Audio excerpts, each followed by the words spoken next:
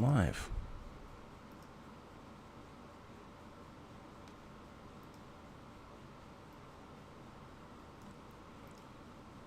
Hey, my name is King. If you don't know who I am, my name is Israel King. I'm a writer, director, and anime commentator on my main channel, King Tannic. Now, if you've been a fan of pop culture for any amount of time, then you surely must have noticed the sudden rise in popularity in anime and manga. Films breaking box office records, series topping the most pirated show of the year chart, and of course, the very apparent fan base that has surrounded it. According to a poll back in February of this year, about 50% of Gen Z watches anime. Now, if you're not Gen Z, it can be kind of hard not knowing anything about this new, sudden, very popular corner in the pop culture zeitgeist. And that's where we come in. King Tannic and the Burnettwork have partnered to bring you the best anime and manga related news show on YouTube. The Otaku Experience is your go-to place to find out the biggest stories of the week in the anime and manga industry. Still not convinced? Try the show out for yourself. The show airs Thursdays at 2 p.m. Pacific Daylight Time or 5 p.m. Eastern. The Otaku Experience, only on the Burnettwork.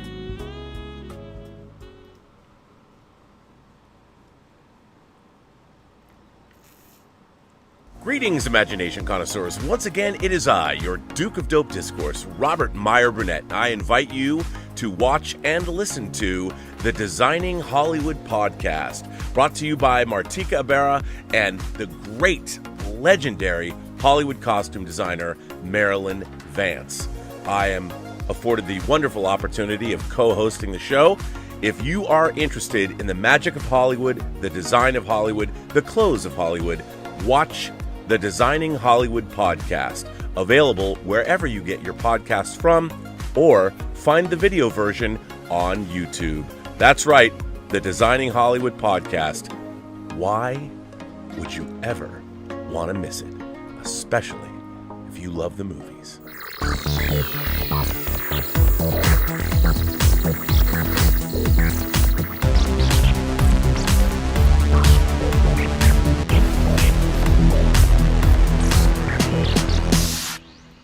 Well, greetings, imagination connoisseurs. Once again, it is I, your pharaoh of physical media, your dupe of dope discourse, your master of fun and wonder, Robert Meyer Burnett. And this is Let's Get Physical Media. I can't even tell you what the number is because I forgot, but it's up there. It's past 100.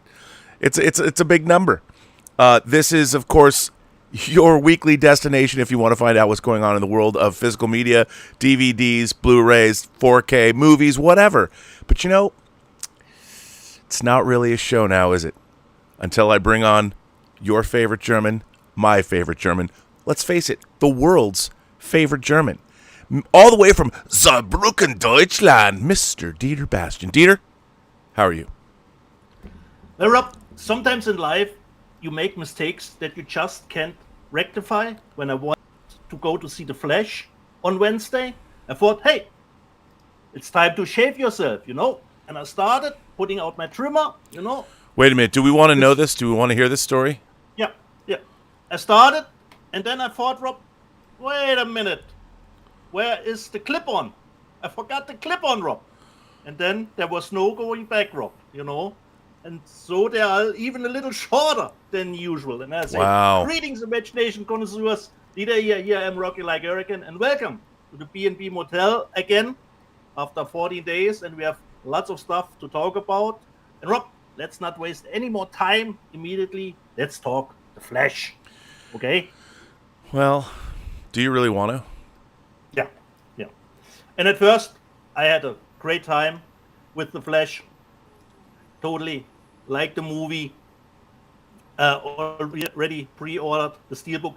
It was a movie where even the bad CGI couldn't take me out of my enjoyment of the movie. And I think it is the perfect counterpoint that what you are always saying, Man of Steel isn't fun, or Man of Steel implies to do work when you watch the movie.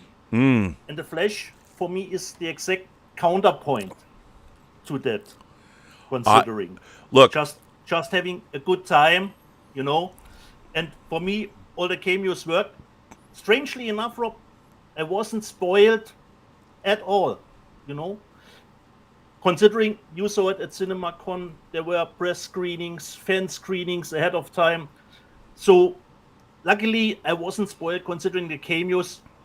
And you mentioned John Schnapp would be happy, and I didn't know what you were talking about, but then I saw the movie. Now I get it. You know? Yeah, you can't, to know John Schnapp, Yeah. if you know John Schnapp and you watch that film. So for those of you who don't know, my late great friend Because John I don't know if we can go into spoilers, Rob. I won't explain why, but he made a movie, a documentary. It was kind of his life's work in a way, called "The Death of Superman Lives: What Happened," about Tim Burton's aborted attempt to make a Superman Lives movie. And I'm actually in that documentary, but I'm convinced that the part of the ending of Flash, they added a little nugget, as John Schnapp would say, about. I mean, if it wasn't for John Schnapp, there's something in the Flash that I don't believe would have happened. Could be true, Rob. Could be true. And just my question, Rob, have you seen it a second time since Cinema? No, I haven't. I haven't seen it a second time. I mean, I know that the things that we missed was a minute-long scene in the credits right after, and then we haven't seen the second credit sequence. Yeah, the second credit scene after the normal everything else was the same. It's not that important, but I think Christian Harloff said it is a little different considering the cut, but I don't know. I haven't heard that it was. No Okay, one's. I mean, other than Christian, I think it's exactly the same thing that we saw. Yeah. But I'm like you. I really love the movie. You know, I thought it was wildly entertaining, and for me, here's what I think that Kevin Rubio brought this up, but when people are talking about the CG, it's bad CG. Here's the thing. If you look at, obviously, Ezra Miller is playing two versions of themselves in the film. Those effects are seamless. I mean, he's literally acting with themselves in the same scene. Two different versions of Ezra Miller. Those effects are absolutely flawless. For me, actually not, Rob. For me, it was actually, I detected a face replacement with CGI, considering he playing. It's strange. Some people detected, some not. I don't know about that. I was guessing they decided to go, let's not do two takes like in the old days. Let's do just one and do a face replacement because we have the technology. That was I was coming. I don't know if they see. The thing is, it's not face replacement because he's acting, or they're acting. Yeah, but for me, they're it was acting more like a stunt in for him, and then they replaced his face. I don't think so because I think that they really needed to act in those sequences, and then you had the hair as well. Yeah. I mean, I don't. But here's the thing I would say about CG. Yeah. Everyone's talking about like there's two different things going on here, and you can, if you're looking for photorealistic CG, I understand that. Like, I think one of the masters, even though they're not declared, he's not declared. It's so hard to talk these days. David Fincher. Like, if you go back and you look at the movie Zodiac, there is a lot of CG to recreate the period of San Francisco back in the late 60s, 70s. It's flawlessly done. It's really, because it's supposed to be absolutely photorealistic. But in The Flash, all of it's hyper stylized. And I understand it just, when people start talking about good and bad CG, I always wonder, what is it you're talking about? Because if you're watching a shot of superhuman people running at superhuman speeds, are you objecting to the color? Are you objecting to that it doesn't look real?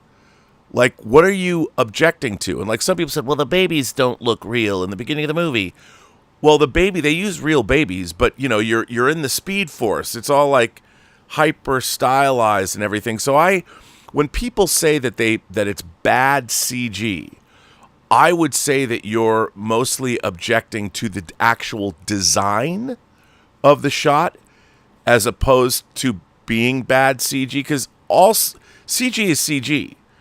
And it's really how it's used and how the shot is designed more so than the effect itself. It's not like it's 8-bit CG. It's just they didn't make any. There's not a lot of effort to make it look photorealistic. They weren't going for that. Okay. So I think a lot of the time it might be a stylistic choice. I mean, sometimes it's not, obviously, because there's a lot of CG in the film. But when people say bad CG, I always wonder, what do you mean? Could you define that? What do you mean by bad CG? As opposed to, like, is there bad stop motion? Okay. Like when you're watching a stop motion, like when you're watching Nightmare Before Christmas, do you think, well, that's bad stop motion? Well, no, you don't, because the whole movie is of a certain, and people are bringing in, but I understand that, and there's a lot of different kinds of CG in the movie, so it's all over the place, and I get it, I understand.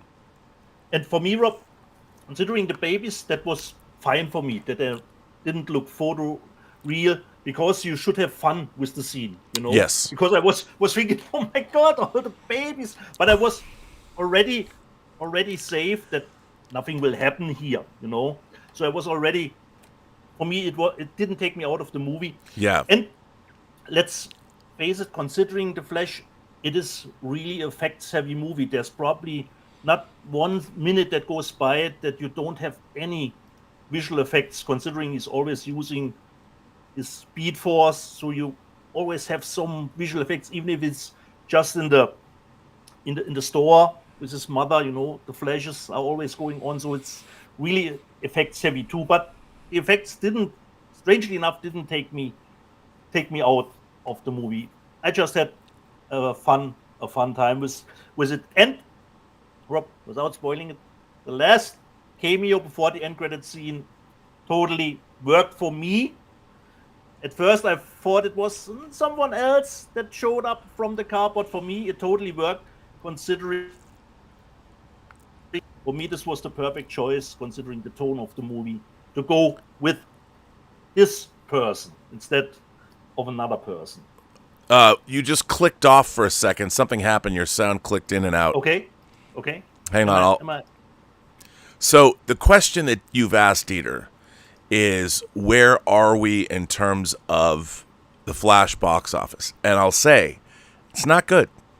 Our friend Anthony D'Alessandro reported this this morning at 8:37 a.m. The Flash falls down with a $55 million 3-day opening. Here's why. After Saturday M, there are a lot of lessons to be learned this weekend, but chief amongst them is what it's like for a major motion picture studio to open a movie with largely a number of its cast, primarily its main star, not available to do press. That was the big looming question which was on everyone's minds in the wake of Ezra Miller's tabloid-laden 2020 to 2022 in regards to Warner Brothers DC's $200 million The Flash, and now we have our answer. As the picture is opening at 55.1 over 3 days and $64 million for the 4-day Juneteenth holiday weekend at 4,234 theaters, below Warner Brothers' $70 to $75 million 3-day expectations. 3-day projections just kept losing speed for this Andy Muschietti-directed movie. Should the movie have gone straight to Warner's streaming service Max? Absolutely not. They need to make as much money as they can, and that's through Windows. With a SAG-AFTRA strike authorization in place, should talks go sideways and actors not permitted to do press in these situations, the studios, streamers, etc. may want to think twice before playing notorious hardball, as this is what happens when your cast isn't available to promote a major motion picture. Already, the San Diego Comic-Con is in check with the unavailability of TV series creators. That's a huge blow, by the way. Warner's didn't lean on Miller for The Flash's press tour, the star making his first Hollywood appearance post-legal troubles at the Monday night premiere of The Flash, which was limited to a red carpet photo call. But a majority of the cast weren't available for press either. Know that late-night shows going dark during the WGA strike also compounded Warner's woes here. While Keaton showed up at screenings for Q&As in London and Paris and tub-thumped the movie on social media, he's busy shooting Beetlejuice 2 for Warner Brothers. Sasha Calle, who plays Supergirl, did do press down in Miami and Texas. Where was Ben Affleck? Late-night TV provides a fun, not to mention a controlled environment where talent can sidestep any sticky conversations. The reason why many didn't sit down with the bulk of press is so they didn't have to be on the hook for fielding uncomfortable questions about leading star of the film Miller. The Flash also didn't have an 80 million to 100 million plus promotional partner campaign like most of these tentpoles do. That said, they had some partners, i.e. Puma with its Flash sneakers, which is essential when it comes to cutting through the noise of summer and opening a movie to big numbers. But there's something else going on here, with The Flash, billed by co-DC boss James Gunn back in January as probably one of the greatest superhero movies ever made, and that's that moviegoers disagreed, giving it a B cinema score and a 77% on ComScore's Screen Engine post-track exits, with a 59% recommend. That buzz, coupled with the fact that The Flash is very male-heavy and not pulling in many women, as Aquaman and Wonder Woman did, is slowing it down. And then, what about the whole multi-universe stuff and bringing Michael Keaton's Batman back? To the average Joe moviegoer, what The Flash is at the end of the day is a movie about a deeper universe DC character, and that's The Flash. Going deep universe on a superhero movie comes with the risk of posting less than $100 million plus opening, and franchises have to start somewhere. So anyway, and I would also say it's kind of hard, Dietz, opening this movie right after Spider-Man Across the Spider-Verse, which also was a multiverse movie. And every week now comes a big movie out, Rob. We have still Transformers in the running in the theaters too. And then we have and then we also have to talk about. I'd love to talk about Pixar's new movie Elemental, which also tanked. I have a theory about this, but let me go over the box office numbers. The Flash is at 64 million opening. It's still the number one movie. Elemental opened for 33 million. Not great for a Pixar movie. Spider-Man Across the Spider-Verse had a $32 million weekend. Its domestic cumulative box office is now 285 million, which is great. Which is, I think, outgrossed. It's going to I think it's already outgrossed worldwide the first film. Transformers made 23 million for a total of, it's at 103 million domestically. The Little Mermaid made 13 million, doing well here in the States at 255 million. The Blackening opened, which is a comedy, like a slasher comedy with an all-black cast, opened to 7 million, respectable, probably didn't cost very much. Guardians of the Galaxy Volume 3 made another 5 million, and it's made 345 million domestically. The Boogeyman made another 4 million for a total of 33 million. Fast X is dead on arrival, 2.3 million for a domestic total of 142.7 million. Not great. So there we are in the box office. But I have a theory about Elemental. Yeah. I saw at CinemaCon, they showed us 25 minutes in 3D of Elemental. And I love what I saw. And Chris Carr and her husband Logan went and saw it, and they did an after-the-theater review of the whole movie. Now, I haven't seen the whole movie. But even when I saw the first 25 minutes, which I thought were delightful, and it's an allegorical story about immigration and fitting in, but here's what I think about Elemental, that I think that everything about the movie, it's beautifully done, it looks great, but Elemental, you have in this city people that are earth, air, fire, and water. I think, and this is my theory, that if you're a kid, you can grasp the concept of talking animals. You can grasp the concept of talking toys. You can grasp the concept of crazy characters. But when you're trying to anthropomorphize elements, like fire that has a face, or water that has a face, I think that's a bridge too far.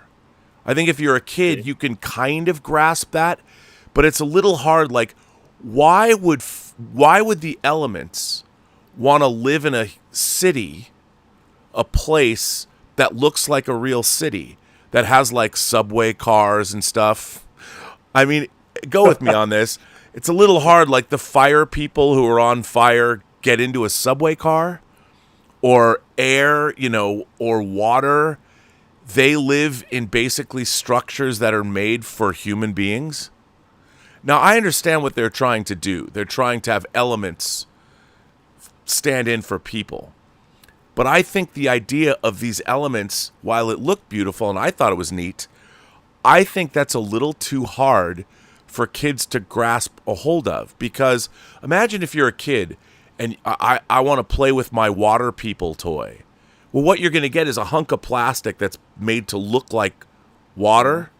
Well, then it becomes a thing. It's not elemental anymore. Yep. How does a kid play with a fire creature? You know, because in the movie, the quality of elements like fire would get put out by water, you know, and it would smoke and all this. I know this is a weird esoteric point to make, but I do think it's a valid point that if you're a kid trying to grasp a hold of what am I supposed to take away from this, I think that it seems like a great idea, and it might very well be a cool idea, and it's really neat on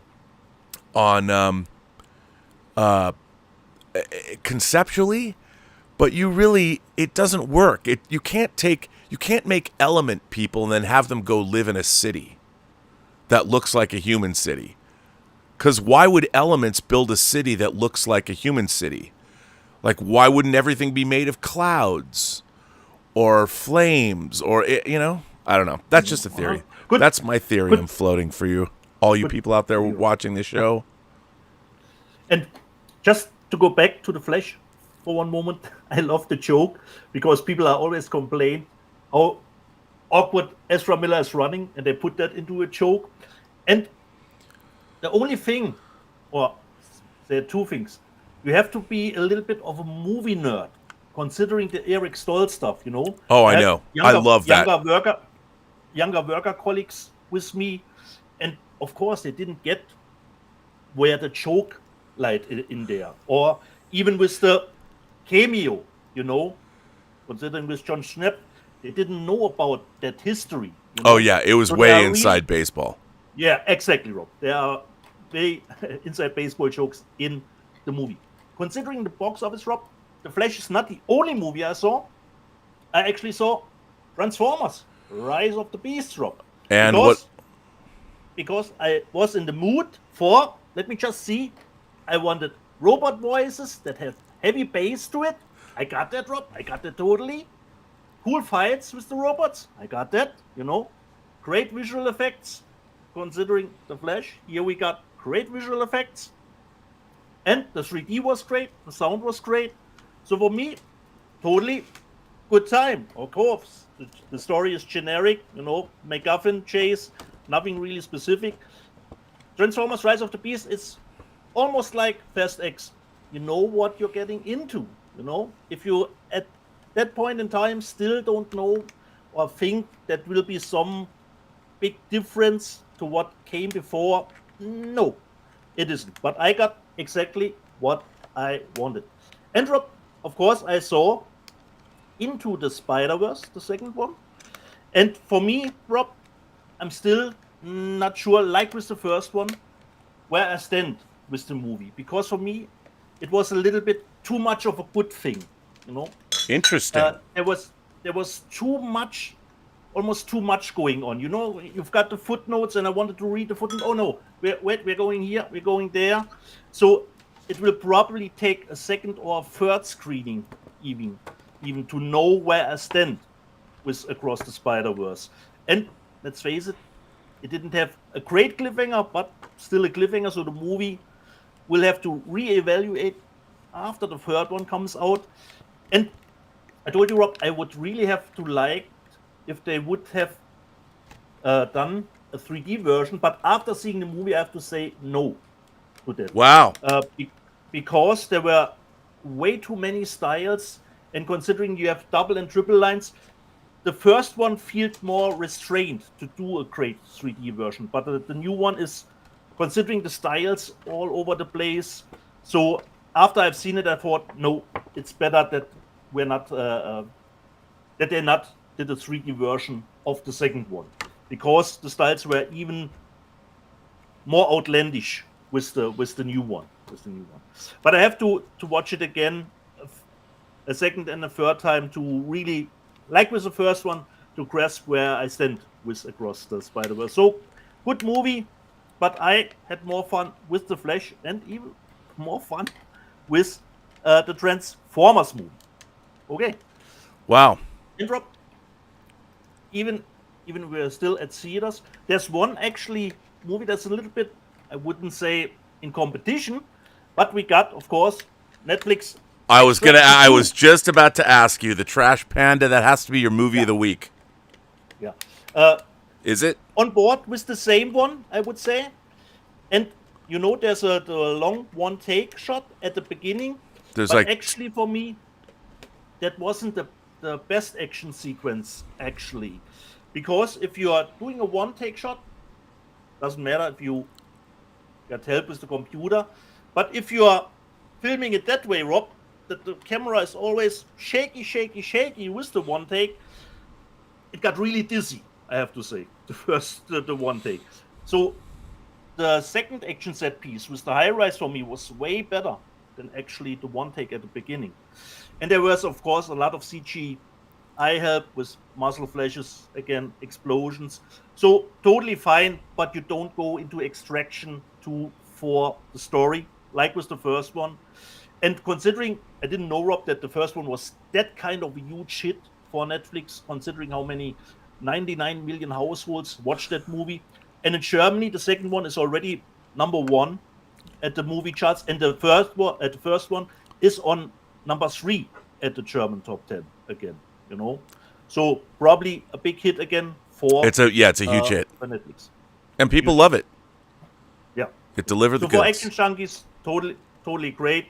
But for me, the one take was not for me as thrilling as I thought it would be, considering how it was shot. You got always the shaky cam, so you have to be rested when you're going to see Extraction. Don't watch the movie. Oh, it was an action movie. It will keep me afloat. Keep me awake. You could be wrong about it. It's true, dude. I would like to say that this episode of Let's Get Physical Media is absolutely sponsored, unofficially, of course, by KINO LORBER. Nice.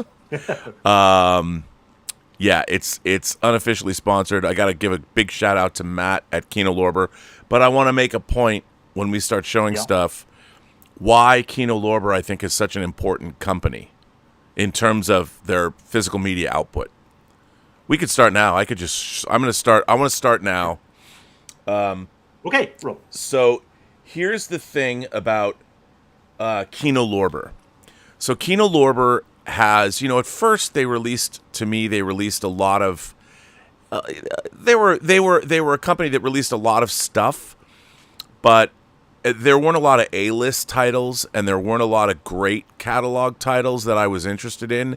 But over the years, I think that KINO LORBER as a company has evolved into one of the most, if not the most, exciting home video companies, certainly one of the most. Now, you've got the companies like Severin and our beloved Second Sight and Criterion and all those companies. They're great. But KINO LORBER sort of, if you're a fan of the art of cinema, KINO LORBER has been really doing some things that are extraordinary. So they started sending me 4K discs, and truth be told, they do send me their output. But I was struck by Matt from KINO LORBER contacted me and said, we want to start sending you everything, not just 4Ks. And I'm like, okay. And I've been surprised by their output. So let me just show you the KINO LORBER and what I mean by this. So I first want to start by showing. I actually organized these in a specific way.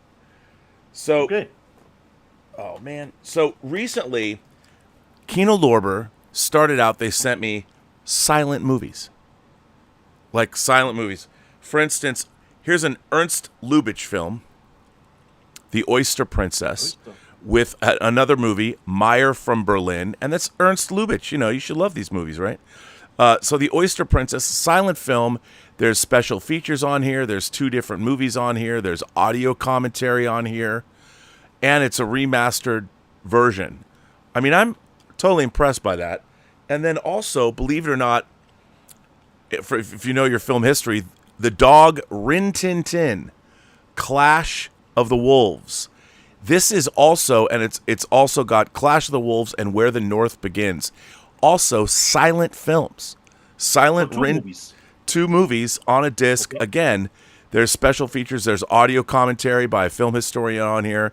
These are, these are important films. These are actually from 1923 and 1925. So that was the beginning of this box I got from Kino Lorber. Then, not to be canceled, here is the Boris Karloff when he's playing a Chinaman, Mr. Wong. Now, these are all mystery movies from 1938 to 1940. Mr. Wong Detective, The Mystery of Mr. Wong in Chinatown, and The Fatal Hour. And there's audio commentary. So this is 4 movies, the Mr. Wong collection. And kudos There are for 5 on the front row. Oh yeah, pardon me. There's 5 movies. Right. And I just named them. And I mean, having this is very, very cool. And it's Boris Karloff. I mean, some people would probably say, "Oh, this is representation." Look, man, this is film history. Don't yell at me because this is what happened in the 30s. But great collection to get. Then, dude, Kino Lorber surprised me with you're gonna love this, dude. Oh, Prison Girls in 3D.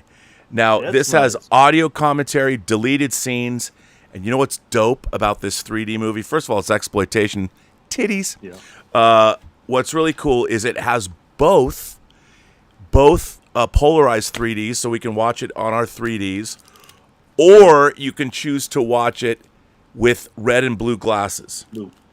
The old style. The old style. So it's got polarized 3D and anaglyph 3D. Both. Did you have time to check the 3D, Rob? No, No. I did. I just opened this today, as a matter of fact, before the show. Okay. So kudos. I mean, come on, Prison Girls in 3D, dude. You know you want it. You know you want it. So Yeah. you go from That looks- Boris looks- Karloff. Now, Prison Girls is the 70s. So you go from the 30s to the 70s. Now, Kino Lorber sent me some, I would call these important foreign films. Okay. Beginning with Fernando de Leo, who I have box sets of his work. Caliber 9 with Barbara Boucher, who was in Star Trek. This is a very cool Fernando de Leo movie from the early 70s. You would love this. It kicks ass from a new 4K restoration. I like Fernando de Leo as a director. I have a couple of his movies. The box set, they put out a box set of his films, I don't know, years ago. But this is brand new, so kudos to that. Then, because Elizabeth and her mom are French, here are 2 Gerard Depardieu and Pierre Richard Depardieu and Pierre Richard movies. These were both directed by the writer of La Cage aux Folles, the original writer of La Cage aux Folles. And they're, again, you have audio commentary on here. You've got deleted scenes. And I've seen neither one of these films, but they're huge, French. I think one of those 2, Rob, were huge hit in Germany, but I'm not sure. Not sure which one. They're comedies, and again, these are Gaumont restorations of these films. These are from the early 80s, which is pretty cool.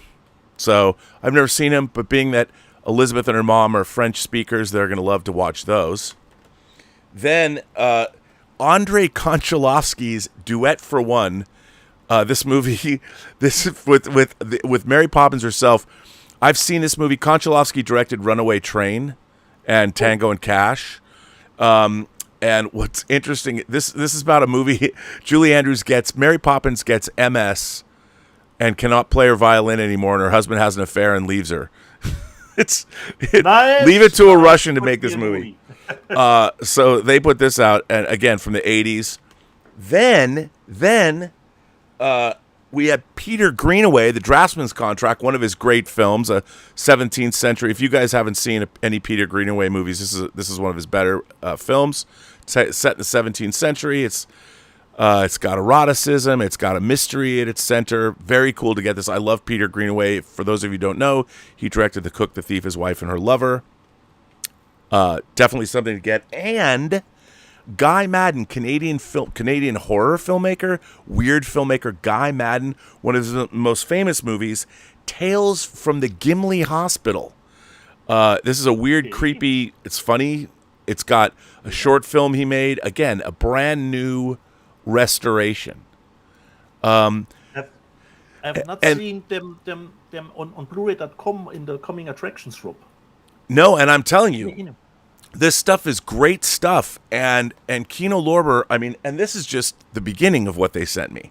Okay. So I'll leave that. But what I wanted to show is like what they go all the way back to the silent era, early 70s, softcore 3D exploitation. You have some interesting foreign films.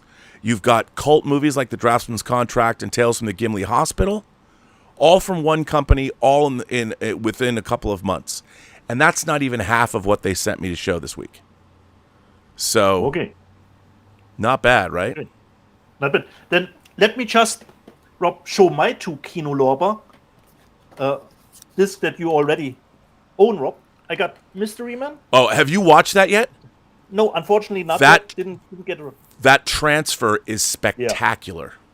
Awesome. That's good to hear. Haven't seen it in a long time. Really looking forward to it. And Marathon Man, I got mine too. And I have to say, Rob, considering the picture quality, this is not exactly the movie that you would show your 4K TV to get someone to show how good 4K can look. It is a little bit a dodgy movie considering the elements. It's a grainy movie from the 70s. Yeah. But I did think that for me, it looks great, but it's not a demo disc. But that's not any fault. That's not any fault of the disc itself, though. Yeah. It's not a demo disc. That's the right wording, Rob. Where do we go, Rob? Do I show something from my haul this week or less? Yeah, dude. Okay. Let's start with a video game that I always wanted to delve into, try out. It's actually on Xbox Game Pass. You actually don't need to buy it. The role-playing game Persona 5 Royal. I bought this a little bit price reduced, and it is a steelbook version. This is an upgrade version of the game. It's was out. I don't know when it came out. It's a little bit older. This is a little bit of an upgrade version for the PS5 and the Xbox Series X. There's 2, and on the Xbox Series X you could actually play the game just with the Game Pass. So Persona 5 Royal, the Royal version of it. And speaking of a double header with the same actor, I've got my Cliffhanger Steelbook. Yeah, I wasn't going to buy that. Of course. I know you love your Rennie Harlan. I know. Yeah, of course, Rob. Of course. I've got Cliffhanger, and I've got with Sliced Alone, of course. Our rating, considering exclusive streaming stuff, is, Rob, would we buy it on Blu-ray if it gets a release? And Tulsa King got a release as a steelbook. And since I loved the first season, it's a great show. It even comes with special features, which surprised me, Rob. I haven't delved into the special features, but it has special features which runs about, let me just see. No, it doesn't say, but it comes with Stranger in a Strange Land, Mercy Malice the Cast. So at least, here, 90 minutes. Here's the sticker. I thought there was, so I try to always save the sticker. 90 minutes says it here with special features. So Tulsa King was the other one. And this is one that I need. Luckily, through our show, Rob, I have connections, all in the world to get some stuff. That's what brought us together. My connection was with you. Yeah. And this I couldn't pre-order on Amazon UK, but now I would be able to, but I was impatient and I thought, Glenn, my friend in London, get me that title, even if I wasn't a big fan of it. But this is the only, as far as I know, 4K edition that is available of Cocaine Bear as a 4K. And it comes, Rob, with a actually. Dude. Cover with another one. So, thanks, Glenn, for getting me Maximum Rampage Edition Cocaine Bear in 4K. But the 4K, I read some review. It comes only with a DTS 5.1 master audio track, but for me that's totally fine. It doesn't have to be Atmos for me. What, you don't want to hear a cocaine a ravaged bear growling and just in for Atmos? my setup, if it's just 5.1 DTS master audio, I'm totally fine with it. And just a normal one, then I will stop a little bit. From the makers of the movie 800, which was a big success, the movie The Sacrifice. I saw a trailer, looked great. Another war movie from China, but I haven't watched it yet. So that's Cat in a Bag. Cat in the Bag, exactly, Rob. But I saw the trailer on another disc, and I thought, no, this looks kind of nice. Get The Sacrifice, and this was actually this was a Schnäppchen, Rob. Because it's low. It's already was out for longer time. So Sacrifice. Okay, this was my first part of my haul, because you have more stuff to show. Then I will save some titles here. Oh, I have so many. I got many more. I'll show more. Yeah. So let me go here, full frame. I picked. Look, Severin. The guys at Severin, we got their Black Emmanuel box coming. The dudes at Severin, man, they crush this shit. I gotta say, I picked up the Dance Macabre, Gothic. This pack. I mean, you know what? Even if you never even open this, which would be stupid, look at this box. Look at this artwork, dude. I mean, come on. And of course, it's uncut, uncensored, unsettling for Italian. Now, I haven't seen any of these, and again, they do such a good job. I mean, look at this, Monster of the Opera, so good. And these are all Blu-ray, and great painted like 60s. The Seventh Grave, which you gotta love that. This is my favorite. Scream of the Demon Lover. Yeah. And I'm expecting, and then, of course, a Lady Frankenstein. And because these look to be like, and if you read the boxes, they sound all great. I have yet to watch them, but I would imagine, like all movies of this ilk, we get some boobs and some blood. And that's pretty much what I want from these movies. I want boobs and blood. And then, keeping with that same... coming with that same, I picked this up, Twisted Nerve, and I saw this movie once a long time ago, this movie, people remember this movie because they use a piece of music from it in Kill Bill, this whistling. So and there's a lot of special features here, and it has the original UK aspect ratio, and I think that this is an important film to have, and I hadn't really seen it anywhere, and the fact that it was on Amazon, but it's an Australian disc, I'm like, click, give it to me, thank you very much. And I guess one of the more mainstream things I got, because I had to get this because I fucking love this movie. Clear and Present Danger in 4K. Had to get that. I love this Jack Ryan movie. It's so good. I'll leave you there before I get back into Kino Lorber and Warner Archive. So as I said, I have a lot more stuff to show. Where do we go, Rob?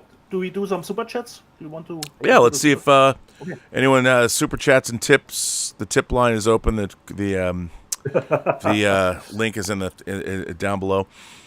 So let's see. We got Dylan. Ooh, this is. Let's see.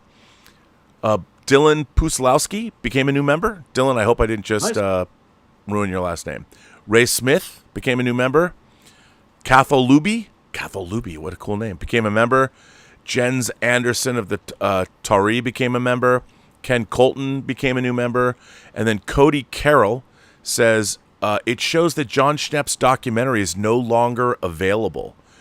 That isn't surprising because he's passed away, so I don't know if Holly, his former girlfriend, is still selling them. I don't know where you can get the card copies, but as John would tell you, there's probably a lot of places on the high seas you can find that documentary, The Death of Superman Lives, What Happened. Our friend Undead Sick says, I thought it was bad CG, Rob, and what I mean by that is that the movie felt like I was watching a cross between a 90s superhero movie and a teenage comedy. I was severely disappointed. Well, I mean, I think it kind of was that. I thought the movie was wildly entertaining. Exactly. I was really entertained. Like I told people, it felt like I was watching a superhero cross between The Last Starfighter and Back to the Future, kind of. Just not that it was anything like those movies, but tonally, and then it got weird at the end, and I kind of liked it. Science Lady says, I want to try a few Peter Sellers movies. Any recommendation? Hoping to see The Lady Killers, Kind Hearts and Coronets with Alec Guinness for the first time. Ooh, I have both Lady Killers and Kind Hearts and Coronets on Blu-ray on 4K from Studio Canal. Kind Hearts and Coronets is amazing, and Alec Guinness plays multiple roles, many different roles. It's fantastic. And in terms of Peter Sellers movies, I always recommend, aside from the Pink Panther movies, the 3 Peter Sellers movies I recommend to anybody: Kubrick's Dr. Strangelove, because he plays 3 roles, The Party, the movie The Party, and of course what I think might be one of his best movies is Being There, the movie Being There, where he plays Chance the gardener. And Being There is a great, great movie. Anthony says, Rob, I'm totally shocked by these Flash numbers. What does this say about the fate of Blue Beetle and Aquaman and the upcoming James Gunn universe? Well, I'll tell you something. A high tide raises all ships. And I do think the proliferation of all of the, especially, I honestly think that the MCU, Thor Love and Thunder and Quantumania, and this idea of all of Phase 4 has been detrimental to all superhero movies. Now, Guardians of the Galaxy was really good, but you know what? People don't think of Guardians of the Galaxy as a superhero movie. They think of it as a science fiction movie. And even though the Guardians of the Galaxy are part of the MCU, they're not superheroes. They're sci-fi, swashbuckling, Star Wars-esque characters. So you don't. There's a big fan base already. Yeah, and so when you see that, it's different. Now, Across the Spider-Verse is a great Spider-Man movie, but again, it's animated, and I do think that, following on the heels, I mean, we've seen Doctor Strange in the Multiverse of Madness was not necessarily well received as they hoped, even though it made almost $1 billion. I think we really are in the middle of. And look, again, I thought Flash was a lot of fun. It did come with a lot of baggage, as we covered, and how I think they need to really worry about Blue Beetle, and I think they really need to worry about, because the problem is, especially when you're watching an origin story. Look, I thought Shazam: Fury of the Gods was much better than it got credit for. Exactly. I actually really liked Shazam: Fury of the Gods. I thought it, like The Flash, it was a fun movie. Yep. But the problem was it didn't break any new superhero ground. No. And there's only so much you can do with superheroes. And I think the MCU, when they did things like Winter Soldier, they did something new. I've been eagerly awaiting Secret Invasion, but Chris Gore reviewed it, and he already trashed it. And I mean, he trashed the first 2 episodes, and I found that inexplicable, because I read the scripts for all the episodes, and I really liked what I read, and so I'm really excited for Secret Invasion. Even after seeing his review, I'm excited for Secret Invasion, and I'm hoping it's good. But we might have reached peak. I mean, there's only so many superhero stories to tell. And unless, Marvel Phase 4 It's the unconnected nature of Marvel Phase 4, because Marvel, over 23 movies, the Infinity Saga, built up an expectation. And I just think that, I don't know, how many superhero, how many genre movies can you get before a genre is played out? I mean, we probably, in the last, I haven't done the numbers, but in the last 23 years since X-Men came out, we must have 60 superhero movies. 60, so.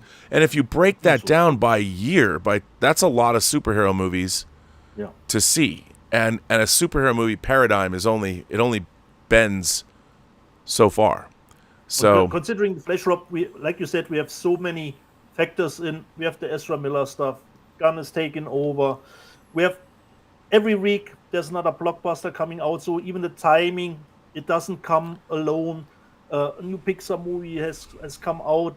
So there's a lot of stuff that goes into the box office. And of course, it is divisive, Rob. We had a good time, but my friend Thomas Logan was not happy with my review of it, because he thought it was trash. Trash. Wow. Well, I'm really, because I really like the Secret Invasion scripts, and I hope, because Chris Gore was talking about how bad the dialogue was, and I'm like, I love the dialogue, at least in the scripts, which would be, it would be unfortunate if that's the case. And you have to tell us, Rob. You have to tell us, Rob. Oh, I will. I'll do a comparison. The dialogue has changed from what you have read about Secret Invasion. Oh, 100%. 100%.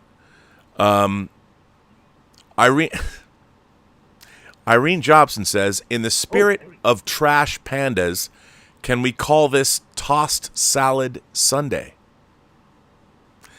Irene, also happy Father's Day to all you papas. Yeah, we should say happy Father's Day to all you papas. Tossed Salad Sunday. Well, in my world, every day should be a tossed salad day, but that's just me. You know what I'm saying?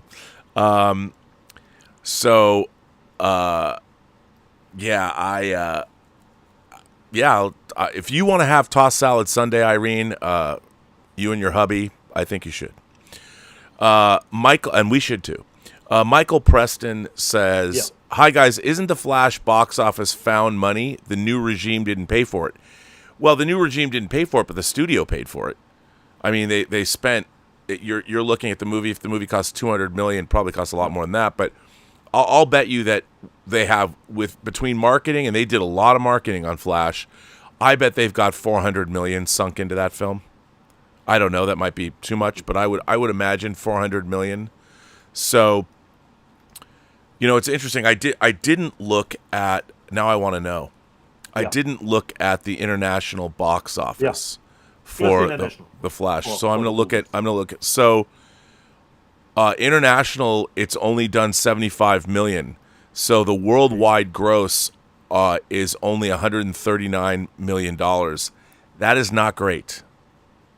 Not great. And so they need so even if they made if they spent $400 million, conventional wisdom is they have to make over $1 billion to break even. And because remember, the studios only get half of what those box office numbers are. So if a movie grosses $100 million, they only get 50.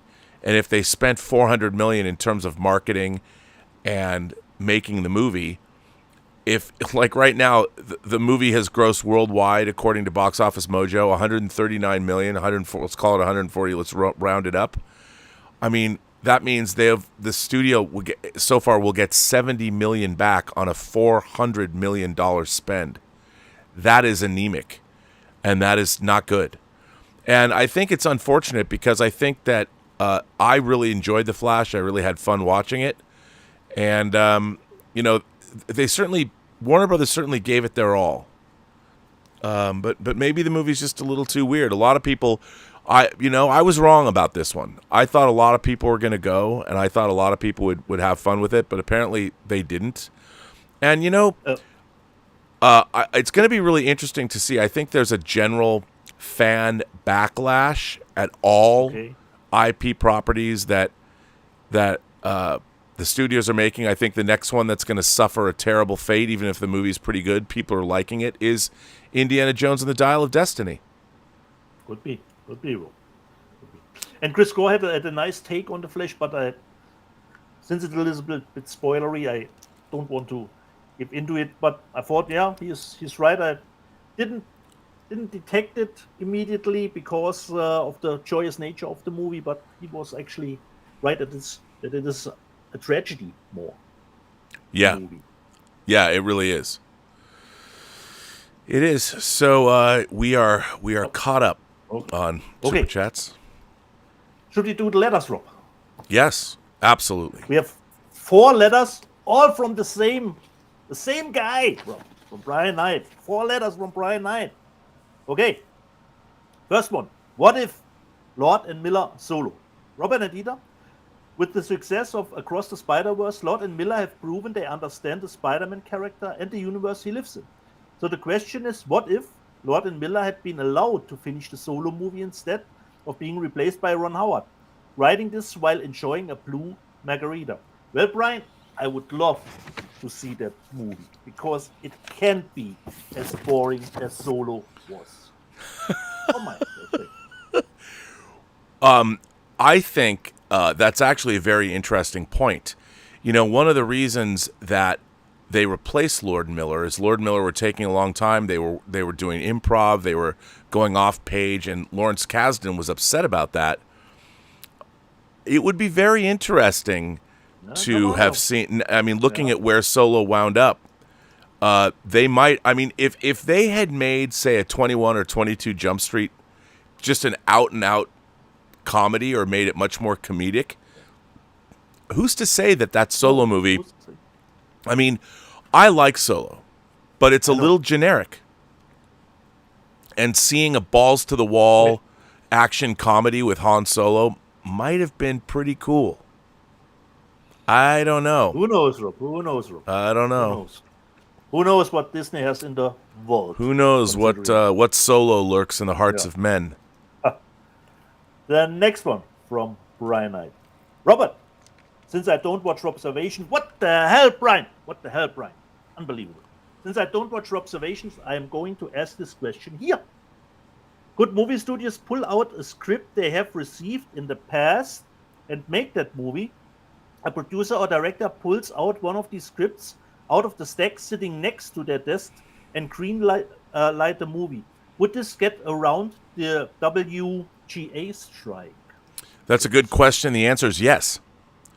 If the script has already been written and already paid for, and as a matter of fact, not to go back to Star Trek all the time, but I'll go back to Star Trek.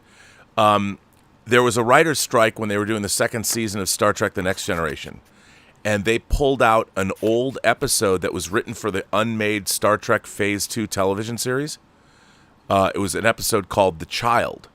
And they made it. They made it as the first episode of the second season of TNG, where Deanna Troi is impregnated by an alien force and carries the child to term. And they were able to do that because of the writer's strike, and they already had the script written. So the answer is yes. But the problem now is, if you were going to go film it, nothing is to stop the writers, and they've been doing this, protesting when you're filming. So if you were filming during the strike, the writer's strike could picket your production, and then what happens is the Teamsters don't cross the picket line, so half of your crew doesn't cross the picket line. You have to shut down production.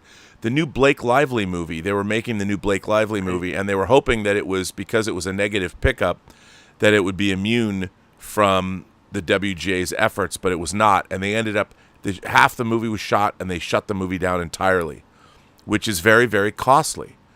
And I totally understand where they're coming from, and I totally get where the Writers Guild is going, but they're not even sitting down at the table. There's no negotiations, as far as I know, happening right now. Yeah. So a lot of people, it's going to really start to hurt. And, you know, I judging by the Flash box office and everything that's going on with entertainment right now, the whole world of entertainment is in a massive flux right now. The world, I think, is in a massive flux, and the entertainment business is a mess. I mean, people are still watching things, people are still buying video games, and they need to be entertained, but the business of Hollywood is in a complete shambles, and nobody knows. Like the Writers Guild, I understand what they're looking for, but the world itself has changed, and I just don't know if there's anything to give the writers what they, if the studios and if they can give the writers what they want.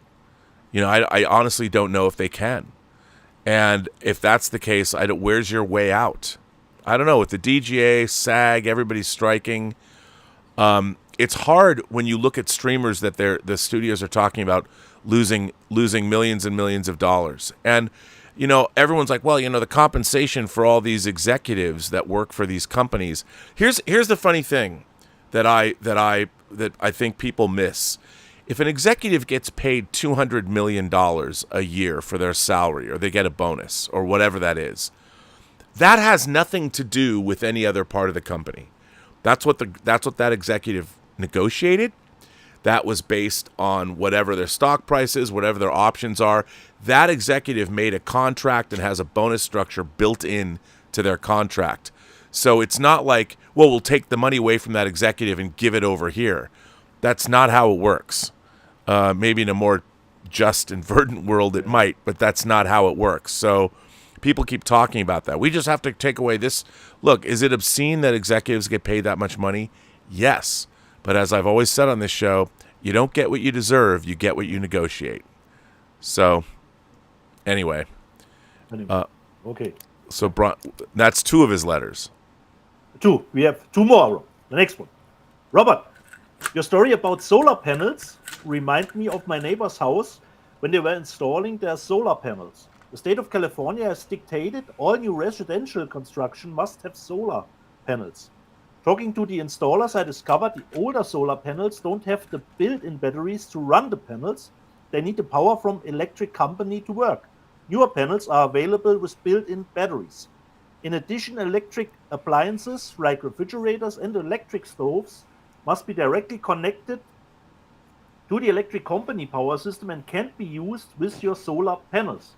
Electric companies like PG&E want their money. I'm not familiar with the solar panel stuff. No, that's absolutely true. That was when one of the power things, we were lost power and we have solar panels on our roof. That's absolutely true. I mean, and again, I don't begrudge corporations and all these things making their money. But to have solar panels on your roof, now here's what's really interesting.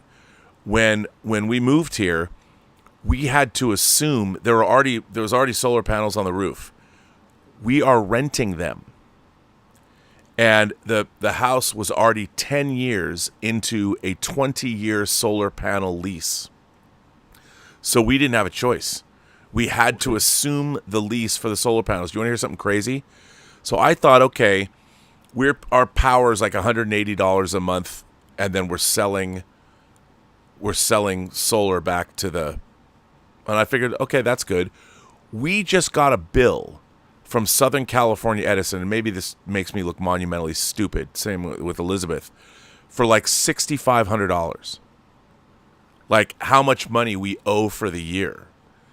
And it's like, well, wait a minute. We're paying a monthly bill to the solar company, but we weren't like, oh, we're not getting it. Then they send it to us all at once. Like we have a one-time fee to pay to Southern California Edison.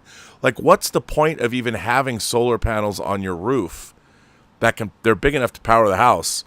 And because it all comes down to being a scam. I mean, everybody wants to make money. They don't even want us because we have so much sun here. It's not going to rain for another 6 months.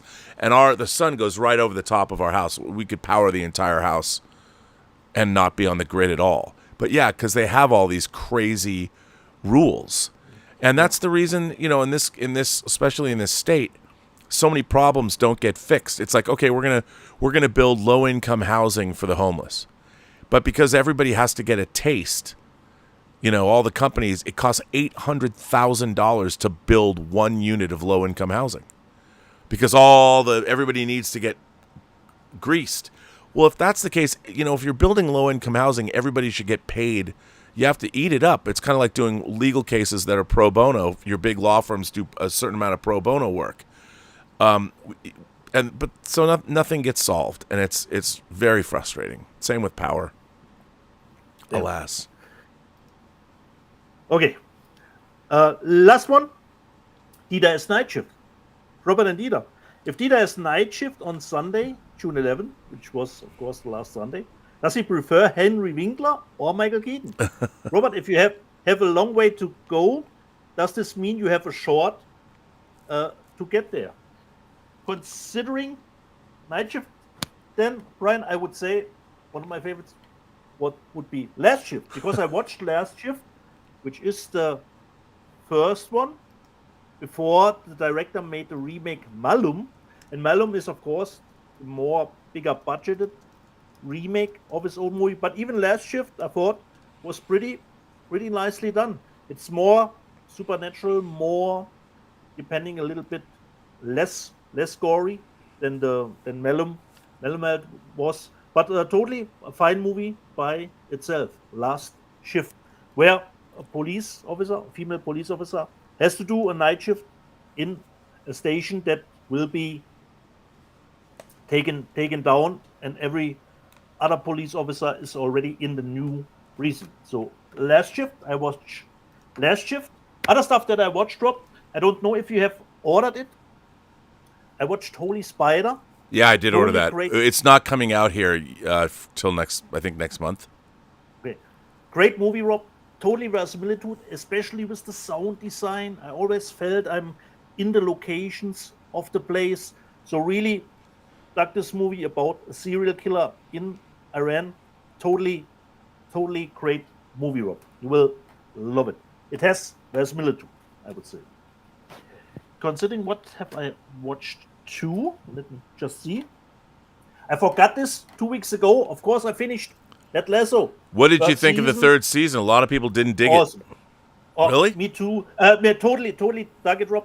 At first, it was like the FC Richmond. They were struggling a little bit, but then they found their footing back in the second half of the season, like with the show. And I thought the ending was great, even if it's not officially said it is the ending. It's not the ending. For me, it is the ending. Don't do another season. It finished totally amazing for me. So if Ted Lasso would be released on Blu-ray, yes, I would buy Ted Lasso. Did you like the ending, Rob? I liked it. I didn't love it, but I liked the show a great deal. Totally. Last Sunday we couldn't do the show, and Monday I watched this movie on Shudder, Rob. I watched the movie Influence. Oh, how was that? Great movie, Rob. And I don't want to give anything away. Going blind. The title says it all. It's about an influencer. Going blind that you don't know anything. And I would buy Influencer if Shudder puts this movie out on Blu-ray. Totally nice twist, Rob, that I didn't expect. I wasn't sure where the movie was going, and the title says it all. Be careful who you follow. Influencer. Then another series has come to a close. Never Have I Ever, or like it's called in German, Noch nie in meinem Leben. Totally great. The next show that stuck the landing for me. And it's nice to just watch a show where it's all about in which college do I get in boyfriend trouble. Nothing more, nothing deep, but great. Had great laughs. I would totally buy Never Have I Ever as a 4-box set if it came out. I watched the Arnold documentary. Oh, I watched that too. Netflix. Totally nice, Rob, but I don't think you and I did get anything much new that we didn't know. But I enjoyed it. I really, it makes you really like Arnold Schwarzenegger. Yeah. Not that I didn't already. It is a show that you can leave on in the background. You don't have to actually see it. You can hear it, what Arnold is telling you. So for me, nice one. But like I said, it is a person that is that kind of familiar to us. It wasn't there that much new for me to find out about him. And on Thursday, I almost did binge it completely, but one episode was left that I watched Friday. I watched on Peacock, Rob, based on a true story. Oh, yeah. Totally had a good time with it. Brutal cliffhanger, so Peacock, don't cancel the show. I want to go. Want to know where it's going, Rob? Do you know the synopsis, Rob? Yeah. Yeah. About a serial killer that is in the neighborhood, and what they do, They do it like the bad Canadian. Let's do a podcast. Totally had a great time with it. And then the next one, I was totally went up to the top of my most wanted list because I like the first movie which came out as a new Blu-ray that I showed, and I didn't expect a sequel, but we did get a sequel. I watched The Wrath of Becky, the sequel to Becky. Not at the height of the first one, but still an enjoyable time. Great death scenes, but it's the second one is more that the bad guys already fall into her traps. At the first one, she has to be a little bit more on her toes. Considering, but the rest of Becky totally fine. I will buy this one as on Blu-ray.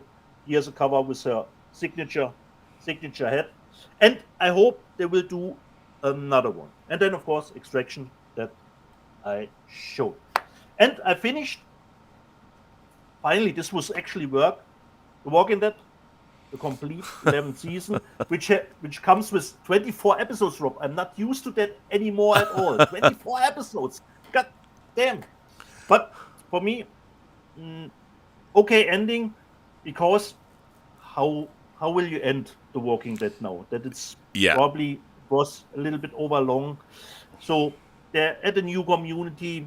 Everything is more or less happy-peppy. We can get a spin-off. So I actually liked the in-between parts before the ending way more. And for me, Walking Dead was always a good series. It never was a trash series or it went downhill. It always was a good show. But I'm a little bit disappointed, actually, Rob, at the set, considering this is the last season. There were always good Blu-ray box sets, considering the first season, the second season. You already did get great special features, but this is 2 deleted scenes and nothing more. And considering it's the last season, that's a little bit disappointing, I would say. Yeah. For the last season, you should have done a little bit of a looking back at the season as a whole, something like this one. So considering special features, a little bit disappointing, the 11th season. Okay, right. Who goes physical media? Well, hang on a second. I wanted since Brian Knight brought up Night Shift. Yeah. Ron Howard's 1982 amazing comedy. If you haven't seen it, when Michael Keaton plays Bill Blazejowski, it's one of my favorite comedies of the 80s. It goes up there with, when I think about my favorite comedies of the early 80s, I think Arthur, Tootsie, and Night Shift. I love those movies. And I want to point out that one of the other unofficial sponsors of this channel, which is Warner Archive put out Night Shift on Blu-ray. Speaking of Warner Archive, and George Feltenstein and his team over at Warner Archive are crushing it. They, I have to say, I've been really sort of disappointed in Warner Brothers' 100th anniversary releases. There have been very few. I mean, yes, we've got things like Cool Hand Luke, and we got Rebel Without a Cause, and we're getting good titles. But those are titles that have been released so many times. I have the Cool Hand Luke media book, and I have the James Dean box set. I mean, we've had these things come out. What I was really hoping is that Warner Brothers, as a matter of fact, I work with Mike Bodden, and we wrote a whole proposal that I'm going to send to George.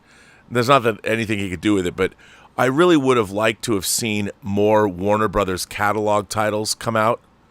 But on the flip side of that, Warner Archive, their release schedule has been kicked into overdrive this year. It wasn't, George was he was gone for a while, then he came back, and they have been crushing it, putting out some really, really interesting pre-code movies from the early 30s and other films. I got a box from them.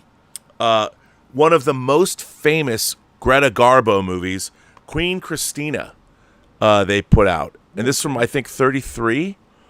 I think so.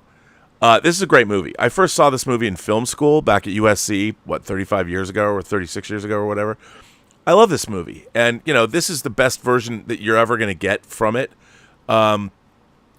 This is just...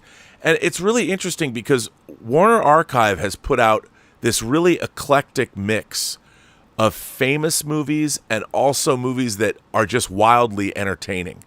And it's because George and the team over at Warner Archive have really thought about these releases. And I really wish that, I think Max, they used to have a Warner Archive channel. I mean, one of the things that they need to start doing is there's all this media out there, but no one at the studios is ever doing, in my mind, enough to point people in the direction of where they should look. And I think a lot of what Warner Archive is doing is so great, but like young people, especially Gen Z, have more of a propensity to go back and watch. You can look at reaction videos. They're going back and they're looking at older stuff. If you can contextualize these movies for people, especially younger audiences, before they're so jaded, like, well, I'm not going to go watch something that's in black and white. You know, give people context and make it cool and fun to go back and watch these movies, because there's a lot of joy to be found, especially in something like this.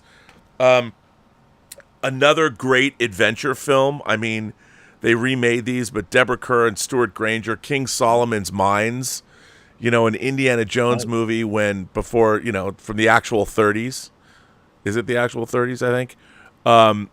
But as this says, filmed entirely in the wilds of Africa in Technicolor. I mean, this is, you know, going back. This wasn't 30s because there was no like color. It had to be this 50s probably. What's that? And perhaps like your T-shirt said in CinemaScope. In CinemaScope, Technicolor. But this is an MGM film, I think. Yeah, MGM's mighty romantic adventure. Lovers trapped in an animal stampede. I mean, you go back and you watch this stuff. You go watch Indiana Jones and the Dial of Destiny and come back and watch the original King Solomon's Mines, and then go watch the canon version from the 80s. Then you've got, for Father's Day, The Courtship of Eddie's Father with Shirley Jones and Glenn Ford. Of course, this is a very famous movie. I mean, you can see how families treated one another a long time ago. Again, a very famous movie. Good stuff. Kids being a matchmaker, trying to find their dad a wife. This is good stuff. And then this is a really interesting movie that I'd never seen. Talking about this, The Boy with Green Hair. Oh, I remember you showed that. Yeah, and coming this attractions. it's a fantasy comedy and drama in a small American town. It tells the supernatural tinged story of an orphan who finds a safe haven in a small town until the day his hair turned green. Then the townsfolk turn against him, frightened by the change they cannot understand. This has surprising resonance. I got this and watched it because I was curious about it. I didn't know this movie. But you watch this and you're like, okay, I get the messaging might be a little heavy-handed, but it's fascinating a movie like this was made, and you realize, you know, America hasn't changed all that much. And then finally, if you're an animation fan, the full-length Yogi Bear movie. Hey there, it's Yogi Bear. Boo-boo. It's our movie. So this was actually Hanna-Barbera's first animated theatrical movie. So here you go, coming out from Warner Archive. It's also got Yogi's birthday party episode from the Yogi Bear Show. So here you go, Warner Archive. Definitely eclectic, but George Feltenstein and the boys, or girls, I don't know, over at Warner Archive, they're killing it. So I wish that HBO Max would give Warner Archive its own channel. I think and make it. You know what I was thinking? You could make it like have MTV VJs. You know, young people who get educated about these movies and sort of deliver a hipster, or some, yeah, like okay, call it a TikTok version of explaining why you need to watch these movies. You know, and make it cool, make it cool. Would be nice. So there you go. So now over to you. What do you got? Okay, what I got, Rob? Let me just see where I start. I go to the UK with the Ringo Lam movie. Burning Paradise. Is that from 88 Films? This is from Eureka. This is from Eureka. I think, Rob, you're right. I think it's 88 Films in the States, but I could be wrong. Well, no, because 88 Films is UK, though. Although now I remember, Rob. Burning Paradise has come out on Vinegar Syndrome. Oh, okay, there you go. In the States. So it comes with the original Chinese poster, and we got a little bit of a booklet inside, but I haven't seen this movie. So Burning Paradise from Ringo Lam, and I think it says it's his only wuxia movie that he. Wow. Okay. That I'll he watch did. it. Yeah. And now I remember. I think it's on Vinegar Syndrome in the States. So Burning Paradise from Eureka. The next one, The Last Mohican, Rob, as a steelbook with both versions of the movie, but it's not 4K, Rob. Where'd you It's get not that? 4K. Germany, Rob. Came out in Germany. Oh man, that is awesome. Came out in Germany, but it's not 4K. But it comes with the director's cut and the theatrical Wow. version. What a great steelbook. Let me just see, Rob. No, this is just a little inlay about technical specs of the movie.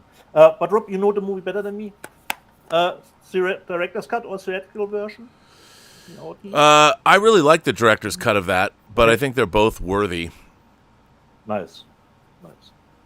Last Mohican. Then I thought I'd get a little bit of a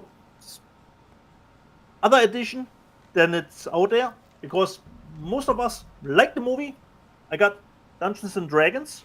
Yeah. This is a German slipcase. Luckily, this I can't remove, but luckily underneath it had a reversible cover artwork, and it comes with little character cards, which are really nice and glossy. Shiny. Look, they're shiny. Der Bade. Die Barbarin. No. Der Schurke. German. Der Paladin. No. Der Zauberer. Und die Druidin. No. Nice art cards to Dungeons and Dragons, which unfortunately didn't do that well at the box office, because I would have loved to see another one of Dungeons and Dragons. That's the 4K and the Blu-ray, because I wasn't a big fan of the steelbook design. Actually, the cover that I liked most is actually the normal cover from the US with the characters in front of it. This is a little bit different variation, but it came at least with the nice lobby cards. Considering 4K, Rob, I didn't know this movie, and I was actually blown away. From 1975, like The Marathon Man. Like you said, you're always looking for the man on a mission, and this is the man from Hong Kong. Oh yeah. The Dragon Flies is a different title. It goes this way on the back, and I totally had a blast with the movie, Rob. And actually, considering the Marathon Man, and the man from Hong Kong, actually would rather show this considering 4K. Yeah, it's different film stocks. I'm sure that was a lot more colorful. Exactly, Rob. So the colors really, really nice. And I didn't know that Sammo Hung was in the movie, and I totally had a blast. Of course, there are some jokes there in there, Rob, that are a little bit inappropriate and probably would get censored today. And in the movie, there already is a little bit of a Mad Max vibe to it. There's a car chase that evolves almost into a destruction derby. I had such a great time with the movie. Great. The man from Hong Kong, from Germany, Media Book. And now, my two special editions for this week, Rob. The first one, I haven't watched it yet. Dario Argento's opera in 4K, Rob, from Play-On, in a box set. Dude, where'd you get that? Germany, Rob. Germany. From Ex-Koch, now Play-On. Oh, I love that. You got to get me one of those, man. I love that movie. Okay. Hold your horses, Rob. Hold your horses. God damn it. So it comes with a booklet about the movie. Rob, don't pressure me exactly on the version of the movie. I think no English. Get into it. No, we will get into it, because there are different versions. Italian version. Yeah. Version. We have the poster of the movie. Let me just see later in the back, considering English subtitles. I'm a huge fan of that movie. So we have some art cards here. Especially Rob, the idea, It's the needles under the eye. That's an image that you won't forget, Rob. You know what? Oh, I know. So, Dario Argento's opera. So some art cards in it. Then we get to the digipack, Rob. Let me just see now. This is the outer part of it. It comes with 5 discs, Rob. We have 5 discs in it. Let me just see. I think. Yes, we have 2 4Ks, Rob. One has the international version, and one is the Italian original version. So Oh, the man. export version Yeah, you and got to the get me one of Italian those, dude. I have to have that. in 4K. Then we have the original version and export version in a full frame variation here. And the Italian, I believe, 2 on Blu-ray and a separate Blu-ray in the back for bonus materials. But now let me check, Rob, about the technical specs here. The languages, Rob, are German, English, and Italian. But I believe then, of course, every language will probably be dubbed. There are no English subtitles if you want to watch it in Italian. Okay. You know? Yeah, you have to watch it dubbed. Considering the subtitles here on the cover, but I will check because we know technical specs on covers sometimes are not. Well, if it's in correct. English, I just love to get that because I love that movie. Yeah, me too, Rob. Me too. So, Opera. Just Dario Argento's opera in 4K. And the last one, Rob, you have to help me, Rob, because you have to give me a little bit of hope, considering I've read that Terrifier 3 will get a bigger budget, Rob. And do I have to fear that Damien Leone will lose a little bit of final say in the movie with the bigger budget? I don't think so. Okay. Not at that budget level. Okay, nice to know. And Rob, I did show you the insane prices for the German media books, where I was too late to order it, but I got a nice special edition from my neighbors in France. I haven't checked it. I hope it's not subtitle forced. And it looks like this. It comes with Terrifier 1, 2, Wow, dude. And All Hallows Eve, which I haven't seen, which, as far as I know, is the first time Art the Clown appears in the movie. This is the back of it. That's from Italy? No, from France. From France. Oh, it's French. It comes with a nice steelbook, Art the Clown. Like I said, it comes with, of course, Terrifier 2 as the 4K. We have nice pictures here. We have Terrifier 1, but Terrifier 1 is just a Blu-ray. Terrifier 2 is a 4K. Then Terrifier 2 on Blu-ray and All Hallows Eve, the first one. But beside the steelbook, we get a little bit of swag, Rob. Swag. We have this nice package here with Laura Laverna one side, and the crazy girl, which nobody exactly knows how she fits in to Art the Clown. And let's see what we have here. We have some postcards. No. And the first one, the second one. Wow. Then we have some nice, more glossy cards. Here we have the director. Really great makeup effects.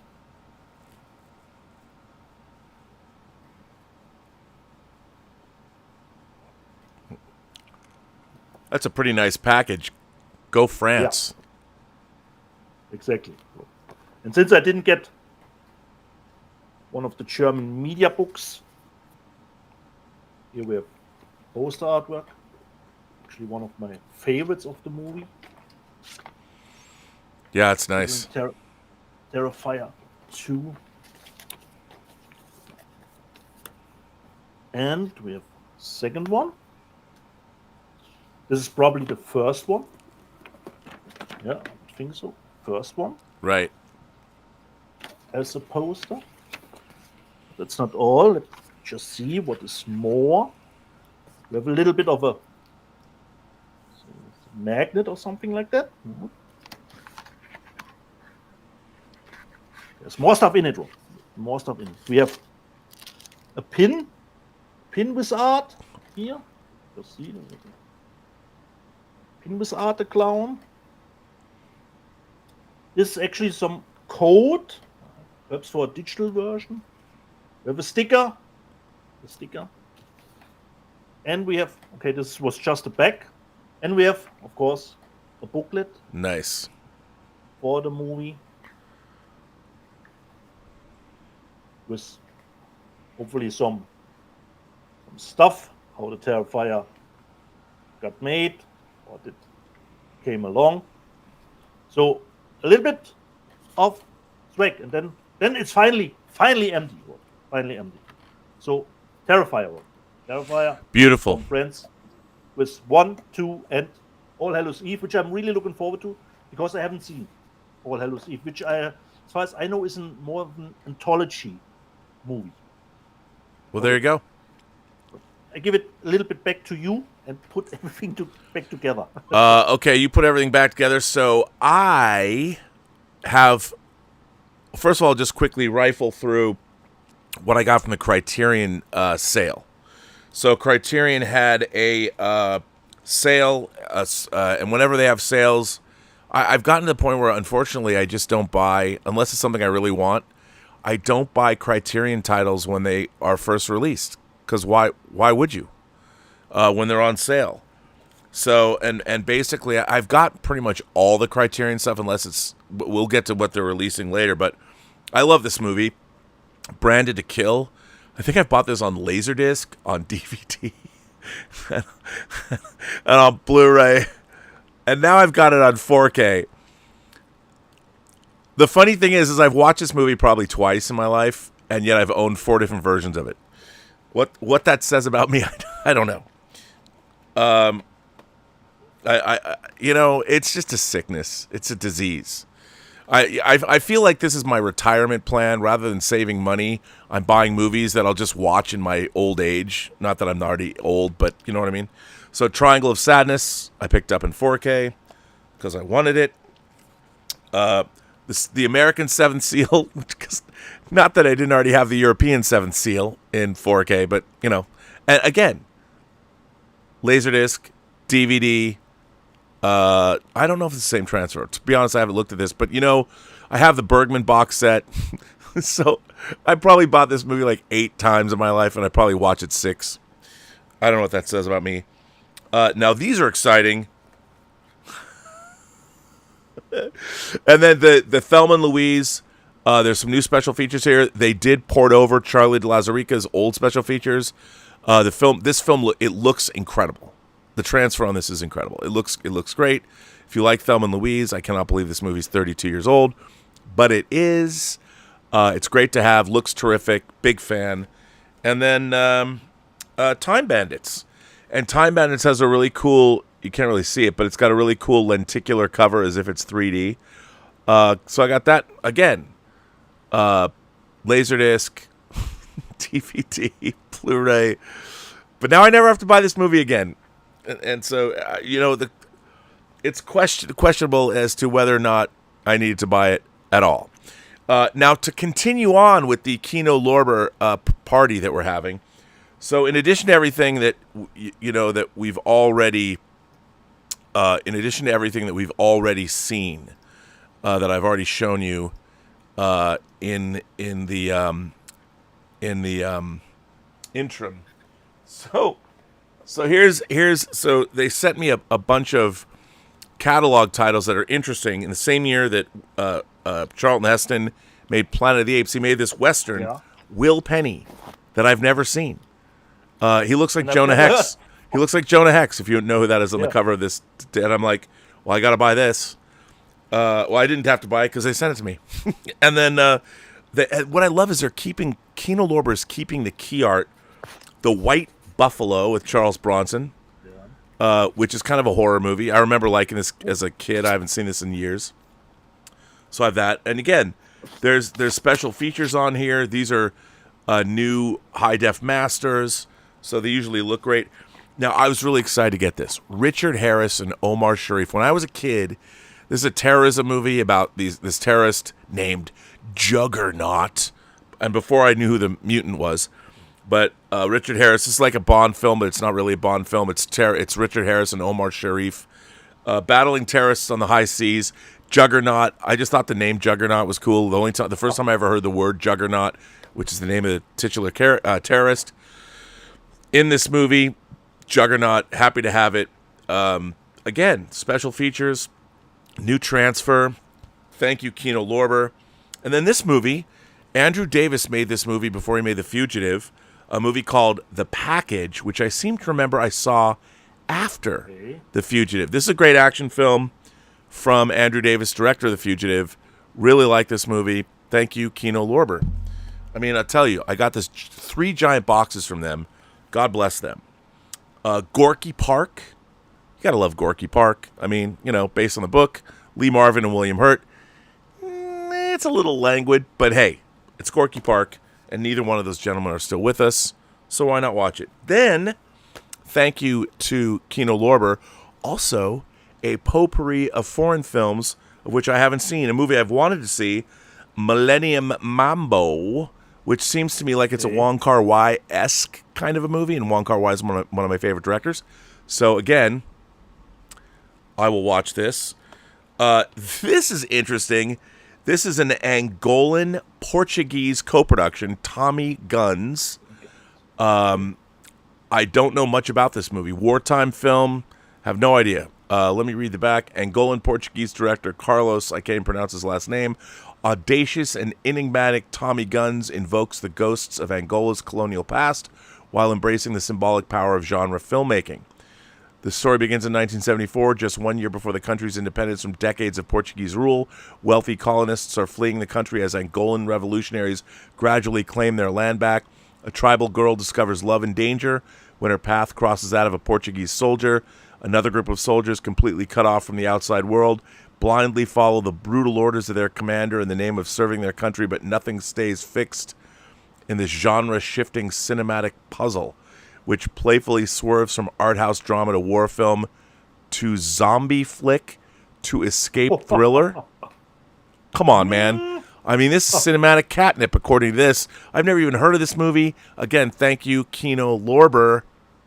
Can't wait to watch it. And again, this is really interesting. I'd never heard of this movie at all.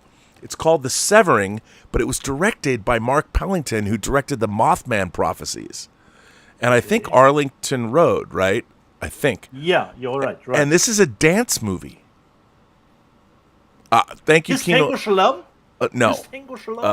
But it just says this film is a cathartic re-encounter for anybody who's felt loss or isolation or struggled with these themes. Fear, reconnection, and isolation. A lot of special features here. I'm very curious to see what this is because I liked Arlington Road and I like Mothman Prophecies. So again, thank you, Kino Lorber. Don't know anything about You Can Live Forever, but all I know is it's 2 girls who are going to kiss on the cover, which immediately makes it a must-watch for me. But it's a gay teen story, which can be interesting. I will watch it. Again, it's got a blooper reel and special features, and they begin a secret, unspoken romance, but when their attraction becomes too obvious to hide, the community moves to separate the two, forcing them each to make a terrible choice between faith and love. So, a romantic tragedy, always good. I'll watch that. And then finally, the piece de resistance, which came in this Kino Lorber box. 2 films by John Frankenheimer, both of which I love, both of which span his career. In 4K, a new Dolby Vision UHD transfer of one of my favorite movies of all time. From Kino Lorber, John Frankenheimer's The Manchurian Candidate, Frank Sinatra, Lawrence Harvey, Janet Leigh, and then, of course, one of the greatest villain turns in the history of cinema, Angela Lansbury as Lawrence Harvey's mother. Would you like to play a nice game of solitaire?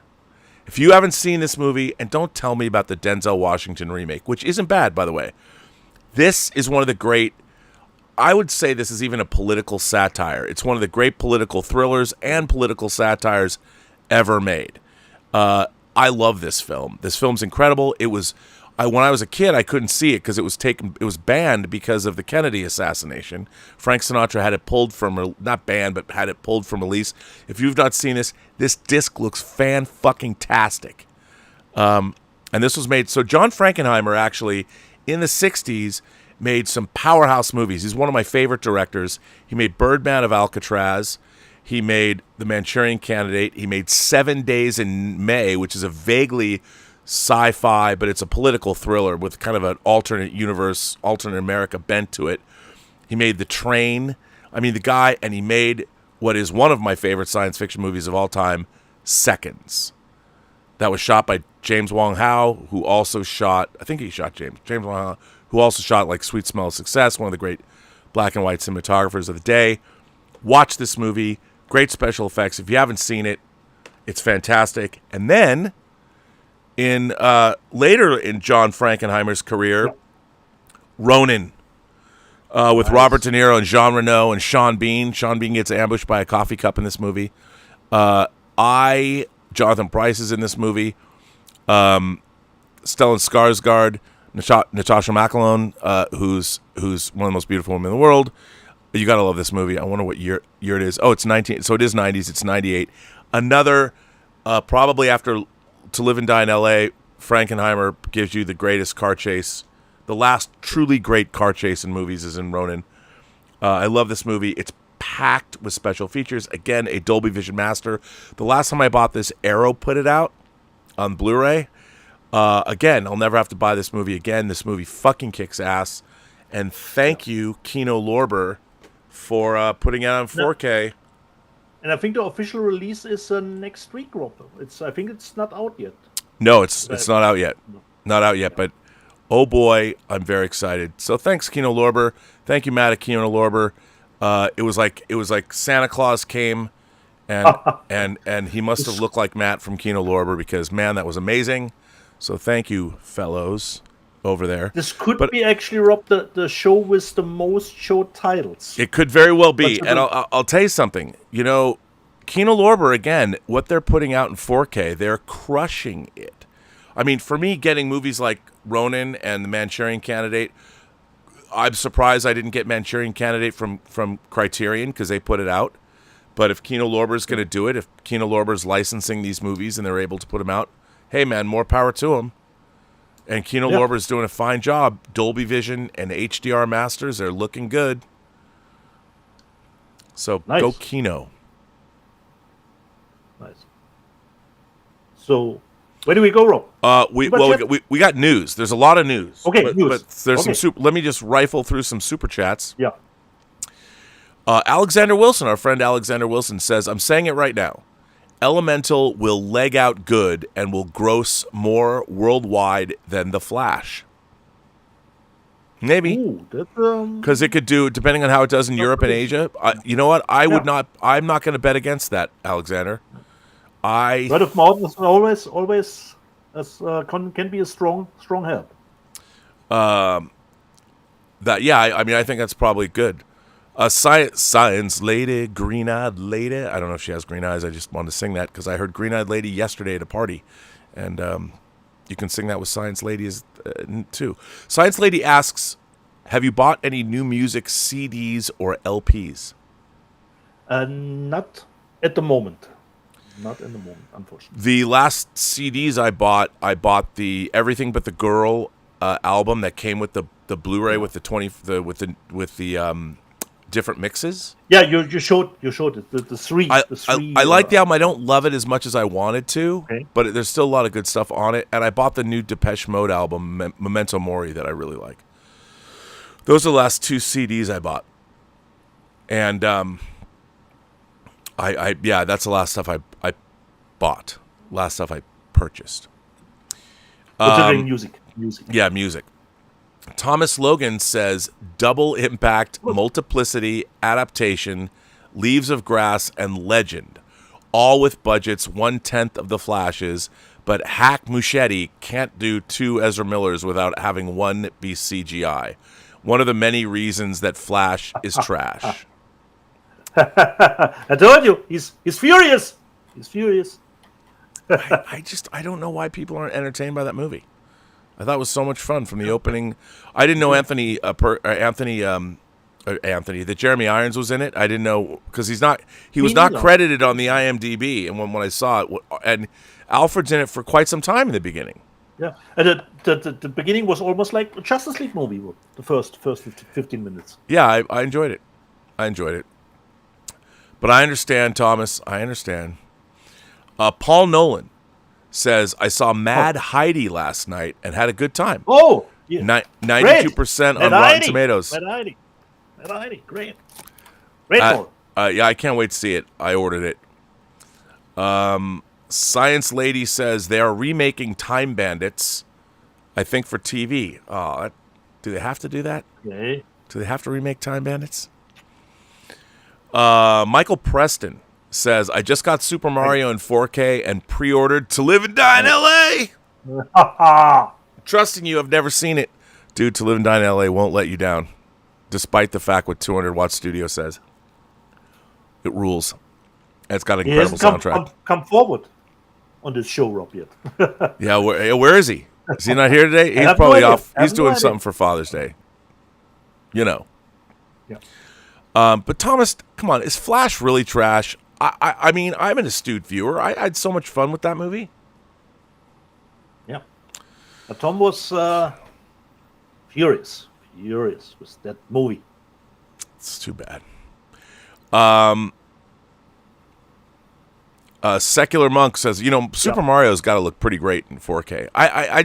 I'm not going to buy it. I'm not going to buy that. Not because it's not good or anything. It's just not my. I don't think I'd ever watch it again. Yeah. You know. And it wasn't. Was it in 3D in theaters, Super Mario, or was it just 2D? I don't know. Speaking of 3D, dude, you know what's coming out next week? Avatar. Way of Water. 3D. You got to get Avatar in 4K. You got to get Avatar Way of Water in 4K, and then you got to get Avatar Way of Water in 3D. Yeah, but I probably will at the moment, Rob, just go for Avatar: The Way of Water in 3D. The 4K can wait as a Schnäppchen, perhaps. As a Schnäppchen. All right. The 3D is the most important. That's why I was happy to get with a Women in Prison movie from KINO in 3D. Exactly. Yeah. A Secular Monk says, how much of the Flash's box office has to do with Ezra Miller's backlash? I'm getting Manchurian Candidate and Ronin this week. I can't wait. Nice. I mean, I don't know how many people really followed everything with Ezra Miller, but still, there is a lot of Ezra Miller backlash. So maybe some of it. I mean, I don't know. Many different factors. I mean, look, I would say if other movies like Shazam! Fury of the Gods didn't do well, and Quantumania hasn't done well, I don't know. I mean, it's hard to say. I thought Flash was a really entertaining movie. I thoroughly enjoyed. I had a smile on my face the whole time. I liked watching it. One thing that has nothing to do with the quality of the movie, Rob, but I've written it down here.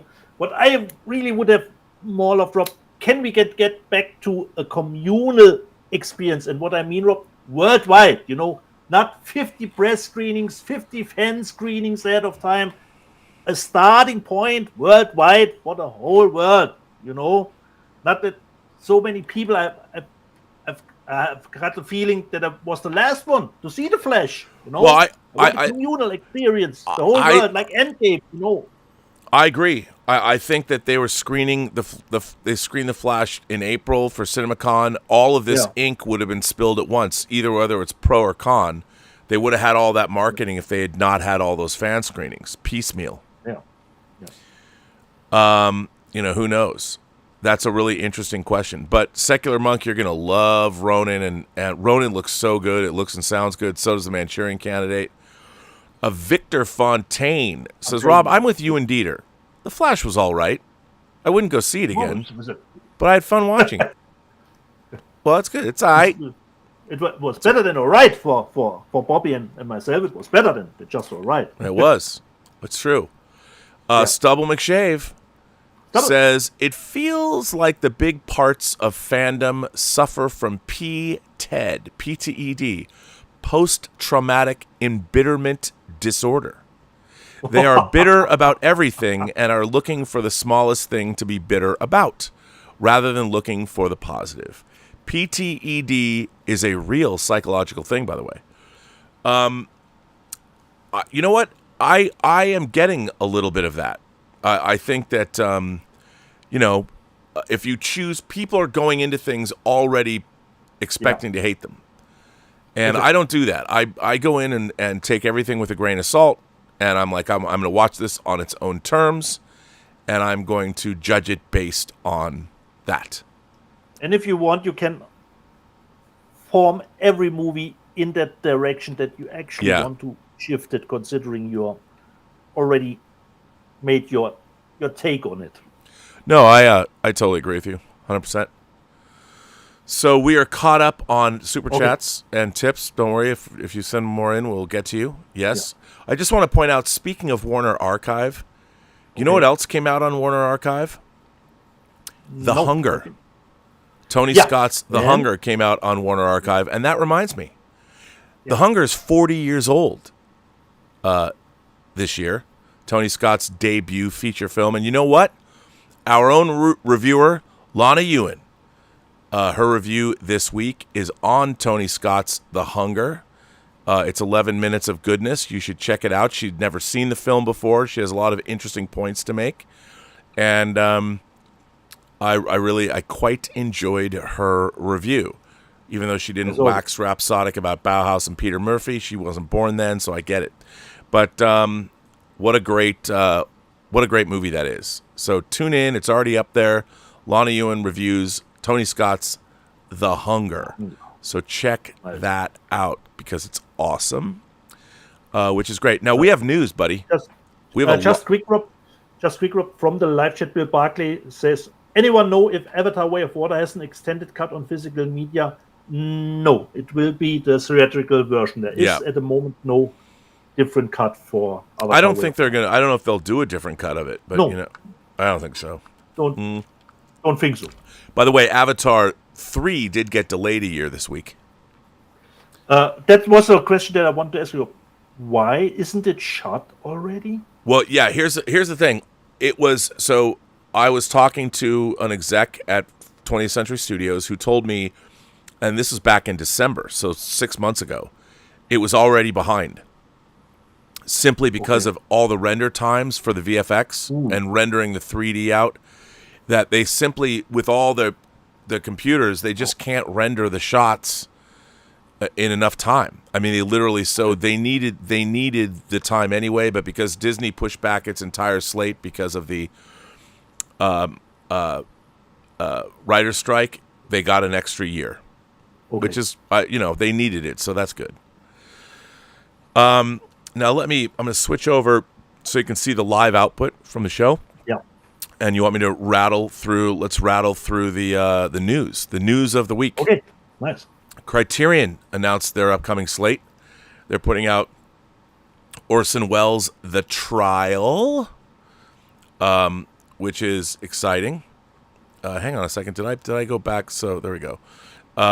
So I don't know why you're seeing but there's Orson Welles' The Trial is coming out. I don't know why you're covered up, but what can I say? It's okay. Then we're getting Walkabout, Nicholas Roeg's Walkabout, which again, I bought this from Second Sight. I've bought this on Laserdisc. I bought how many times? I love this movie. Naked Jenny Agutter. I shouldn't say that because she's now too young for me to even be talking about that way. I mean, she was in this movie, but hey, it's coming out in 4K. Along with The Princess Bride in 4K. Didn't Criterion put this out like last year or something? Or 2 years ago. So Princess Bride is coming out in 4K. And this is exciting. Moonrise Daydream, the David Bowie documentary, is coming out in 4K. It probably sounds spectacular. So that could be fun. And also they're putting out, Criterion's putting out La La La La La Bamba. So that's kind of neat. Coming out from Studio Canal, Cross of Iron. Nice. And that's, of course, a Sam Peckinpah film. This movie is fucking great. I love this movie. That's a steelbook. Das Eiserne Kreuz. German Yeah, title. it's so good. Cross of Iron, really great movie. I forget the name of this company, but they're putting out Infinity Pool uncut in 4K because it's not out uncut, or maybe it was, I don't know. But I believe Second Sight is putting out Infinity Pool in 4K, so I'm going to wait for that. Okay. I think I will. Now, of course, I bitched about Warner Brothers not putting out cool stuff for the 100th anniversary. Well, not enough, but they are putting out Enter the Dragon. But we've got 4Ks of this. Cover. Yeah, the covers. Again, these Warner Brothers covers for their 100th anniversary discs are killing it. Love the cover. What a great cover. I love the expression on Bruce Lee's face. Woo! They changed after the Poltergeist fiasco. Yeah, they really have. They got rid of those people. But then there's a bunch of different box sets coming for Bruce Lee, but this is damn good. Then we have from Paramount, they're putting out Hustle and Flow. Hustle and Flow is being put out. You know what I should have done? I didn't even think about this. Well, anyway, it doesn't matter. But so Hustle and Flow is coming out from Paramount in 4K, which is exciting. I didn't mean to do that. So we've got Hustle and Flow coming out. Then we got from Warner Archive, they're putting out Cimarron. Again, Warner Archive putting out some great stuff like adventure movies again. The Fastest Gun Alive. Look at that. Look at these covers, man. Warner Archive. DuBarry Was a Lady with Red Skelton and Lucille Ball and Gene Kelly. Music, Tommy Dorsey. Come on. Who doesn't want that? I've never even seen this movie. I've never even heard of this movie. But it's got Lucille Ball and Red Skelton in it. Count me in. Sign me up. The last time I saw Paris with Elizabeth Taylor, Van Johnson, Walter Pidgeon, and Donna Reed. Again, Warner Archive putting out these really significant films with great casts. And so I'm all for Warner Archive doing that. And then Broadway Melody, one of the more famous movies of that early era. Come on, Broadway Melody. I'll buy that. Well, I don't have to. They'll send them to me. But it's going to be great, and I'll watch it, and I'll be happy to have it in my collection. Now, people might laugh for me citing this movie, but I think it's really good. Matilda, coming out in a 4K steelbook. Come on now. I mean, I don't know if you guys love the movie. You should. It's great. Just from the cover up behind, it looks like Paulie from Latino Slam.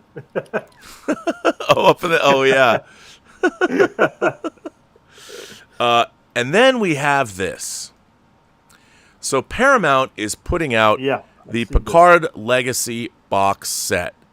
Even though it's got all of the Next Generation episodes with all the documentaries I worked on, what it's missing is, unfortunately, and I don't know why, we did 5, what we called them, movie discs for TNG when they cut the two-parters into movie versions. They cut Best of Both Worlds into a movie, Redemption into a movie, Unifications 1 and 2 into a movie, Chain of Command, There Are 4 Lights into a movie, and then All Good Things was released as a single disc as its original 90-minute presentation.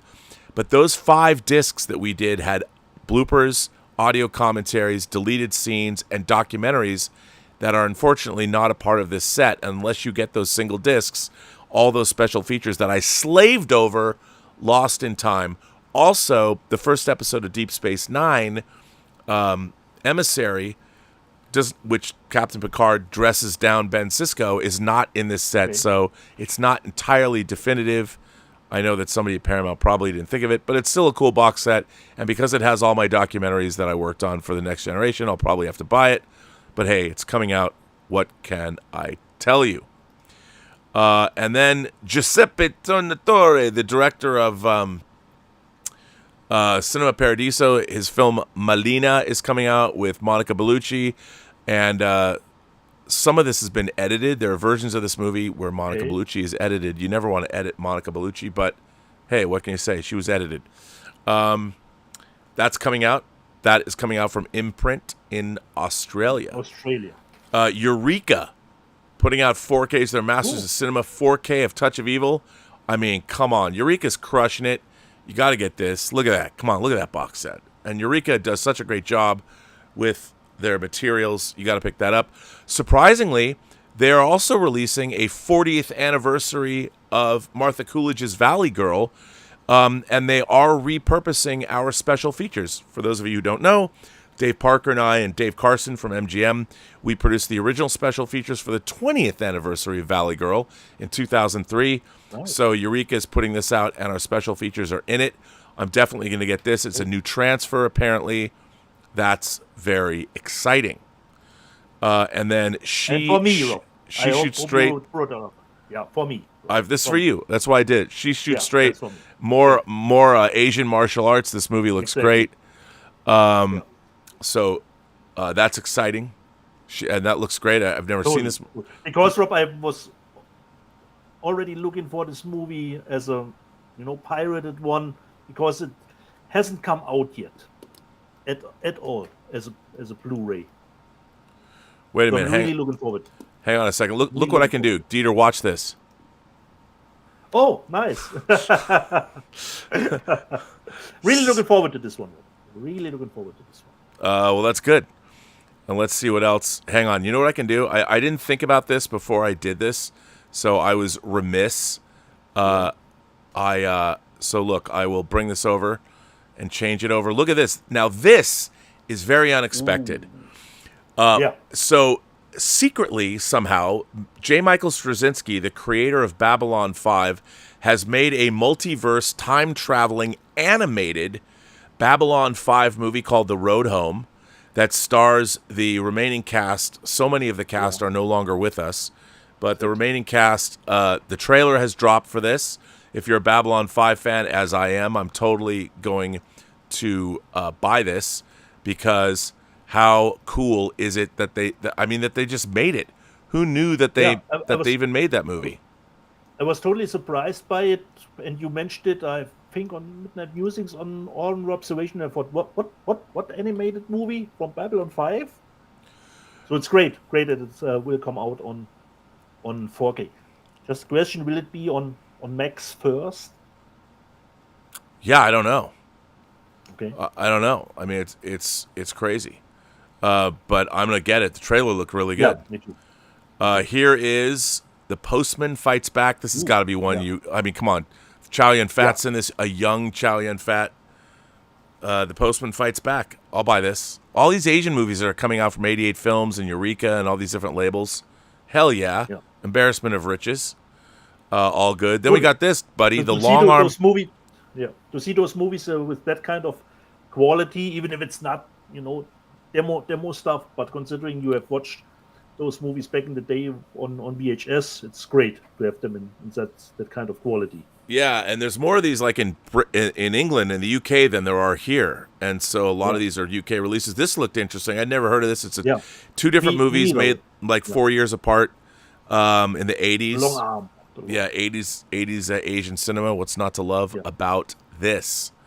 I mean, look at that artwork. And again, it's a two-parter, which is great. So get that in the line of duty set, Rob. Yeah. Oh, yeah. No, I will. And then, of course, we got Roman Holiday with Gregory Peck and Audrey Hepburn coming out. I think this is Paramount. I think. But you got to get that. Why not? It's awesome. And hey. Then, of course, we have... I feel like I have to move these so people can see you. I don't know why you're there. But look at that. Cowboys and Aliens coming out from Scream Factory in 4K. Jon Favreau's movie, he made it after he made Iron Man for Paramount. Wasn't it the Sony picture? Was it so? Maybe he made it for Sony. Yeah, I think it might. Yeah, I think you might be right. So that's coming out from Scream Factory, putting out in 4K, from what I understand. Yeah, which is cool. Then there is this box set that I ordered because it's UK only, 2,000 of them. The individually numbered Hard Target box set. Reordered. Yeah, did you pre-order it? You did. Yeah. You know you did. It's an individually numbered edition. You know you have to get it. Yeah. So that's cool. I'm a big fan of the movie. And as we discussed, Rob, it features the brother or the cousin from Lance Henriksen's role in Stone Cold. Yeah.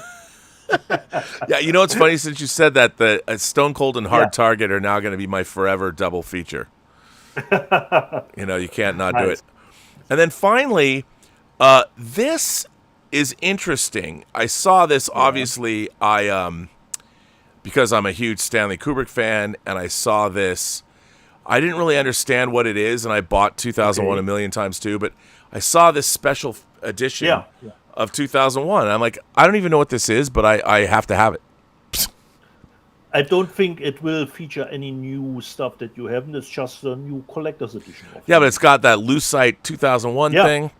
Cool. I don't even know what and I love this artwork here. I think the artwork is dope. Totally. And so I'm like, all right, I'll have to buy that. And why? I mean, to be honest, how many times have I bought 2001 in my life? I had it on VHS, I had it on Laserdisc, I had it on DVD, I had it on Blu-ray, I have multiple versions of it on 4K. Like, really, why? The answer is I don't know, but I have to have it. I don't have to justify it. I just want it. Exactly.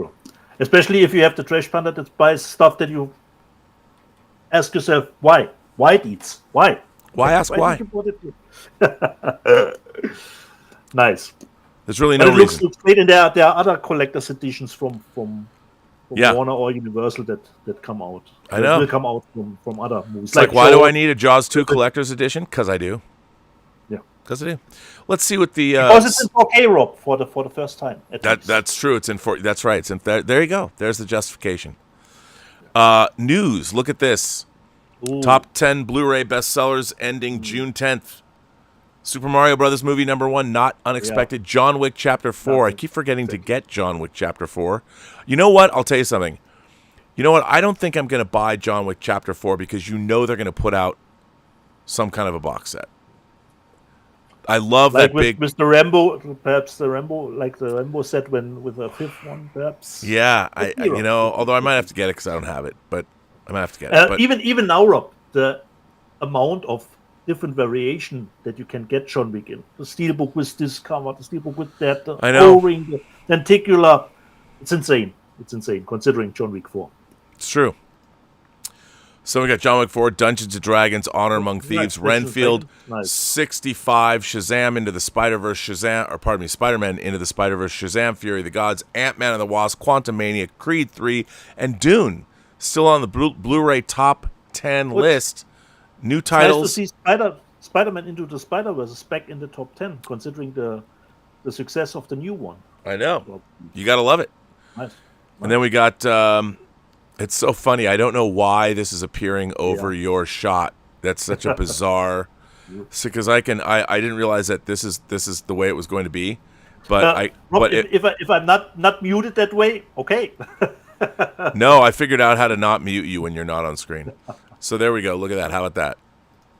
Nice. So this is the top 5 media sellers, and this is overall. This includes DVD.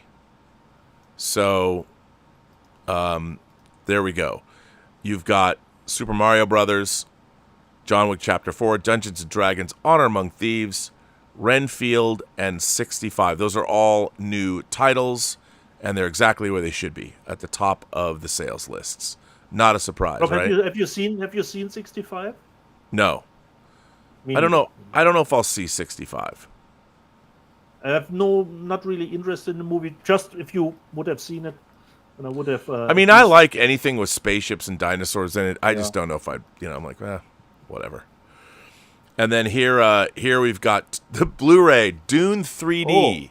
I'm like, I don't have Dune. Oh yeah, actually I do have Dune. This is the last time Dune will be the number 1 at the 3D place. Oh yeah. Well, we know that Avatar is going to slam that list next week. Yeah. So we got that. I want to see, Rob, at least 1%, 1% sales for Avatar. Yeah, no, it'll be. I think it's going to be there. I think it's going to be 1%. Okay. I think we're going to get it. So you got Dune 3D, Wizard of Oz 3D, Pokemon Detective Pikachu, The Croods, A New Age 3D, like 0.04, like 4 people bought it last week. I want to believe that the 3D listings. That's a snapshot. Yeah, and so 69 people bought Dune 3D, which is good.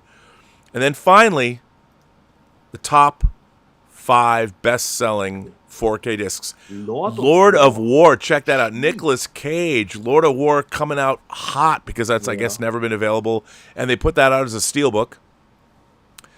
And then Edge of Tomorrow also. I don't know why. Maybe because people are anticipating Tom Cruise. By the way, the first reviews of Mission Impossible Dead Reckoning drop tomorrow. People have seen it. Venom, Let There Be Carnage, Dune 4K, and Batman 4K. Now, what's really interesting about this is, so these are literally all catalog titles. These are all catalog titles. And if you go and you look at the best-selling discs, Super Mario Brothers, John Wick, Dungeons & Dragons, Renfield 65, those must be coming next week? I mean, maybe the sales figures... But these are all Schnäppchens, Rob. Especially something like... But Lord of War, that's probably that. You know what? You're right. They're all Schnäppchens. They had a big sale at Amazon. Yeah. Somebody bought. That's why they're on the top. You're right. You're right. Very smart of you, sir. You're paying attention. Nicely done. So that is all the news that's fit to print, my friend. Okay. There you go. Yeah. Let's see. Our friend Thomas Logan said, by the way, Thomas, thanks for supporting the channel. Every time GZ stabbed SG, I kept cringing. How is it possible nobody told Hack Muschetti this doesn't make sense? And no, GZ's Robocop blade wasn't laced with kryptonite. Crypto hadn't been discovered yet. Well, I don't know what to tell you. It's a multiverse. It's different Kryptonians, different powers. I don't know. I don't think. Yeah, you're not wrong. I mean, I can't argue with your sound logic, and it is that way. So, yeah. Sometimes I don't put everything on a scale, Rob, on the logic scale. Yeah. Yeah. What are you going to do?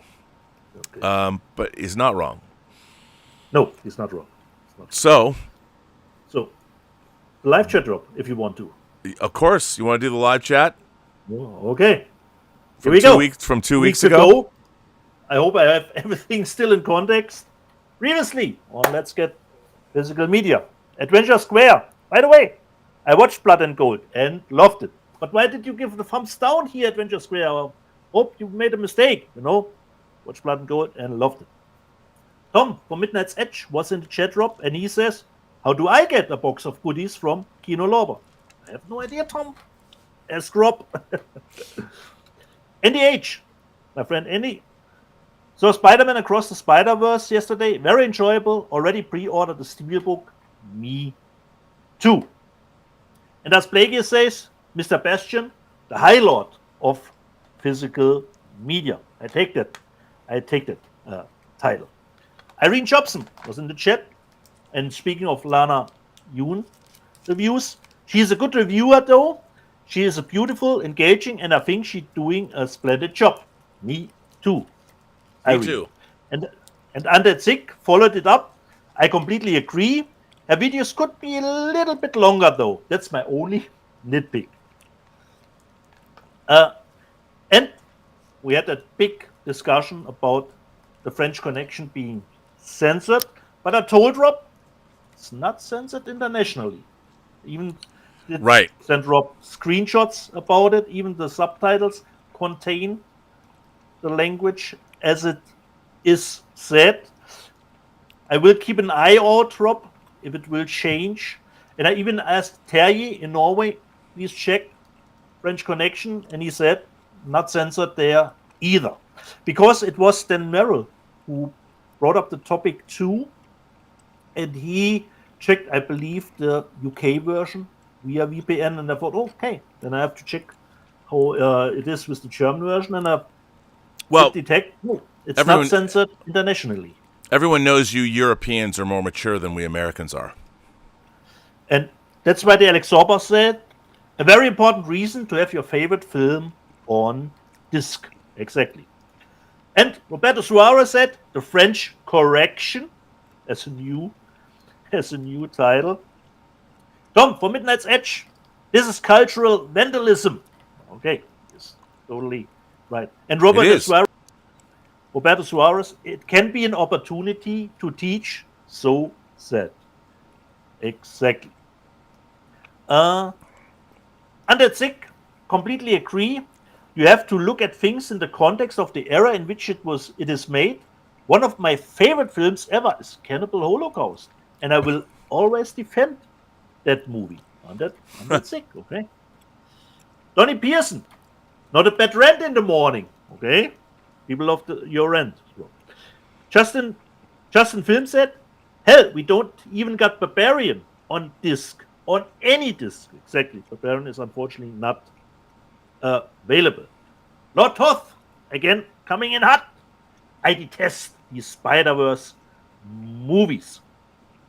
And Marco said, I don't like the animation style. 2 Spider-Verse movies. Yeah, there are. Wow.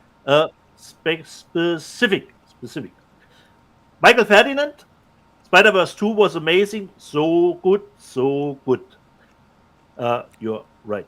And Tim Hens said, he answered to Lotos, glad I'm not the only one. I really didn't like the first Spider-Verse movie. Wow. And Tom for Midnight's Edge said, they didn't buy Spider-Man. They just have the rights. They do not own anything. But Tom, I would think, just the rights give you a nice license to print money with it. Okay? And speaking of Undead Sick, defending Cannibal Holocaust, we had Melissa Sobrino in the live chat, and she answered him, do not compare sick, disgusting trash like Cannibal Holocaust to French Connection. They are not the same. In my opinion, people like you, like Cannibal Holocaust, are sick in the head. But Melissa, he's called Undead Sick, so that fits. And Rob, I hope you keep your Serbian film right at arm's length. You know?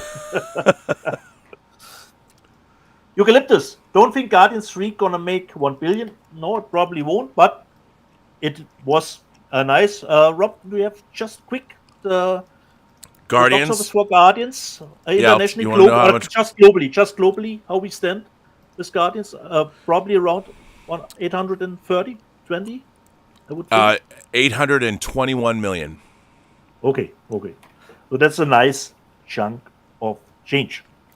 Yep. Winter Soldier Into the Spider-Verse is a fantastic 3D film, exactly. But like I said, after seeing Across Spider-Verse, I have to say, no to that one, considering a conversion. So, just see. Winter Soldier, I love Tokyo Drift, like Rob does too. And it's strange how the franchise evolved now around Tokyo Drift. And Tom for Midnight's Edge, but I missing the context here. I actually like that one better than the original. I don't know if he means Tokyo Drift or perhaps the Spider-Verse movie. Tim Hens, I got better things to do than watch this dumb brain-dead Fast and Furious movie. Exactly, Tim. You watch Michael Bay, Armageddon now in the background. I know it. Well, it's funny because I think Armageddon is way more entertaining than Fast 9 or Fast 10 was.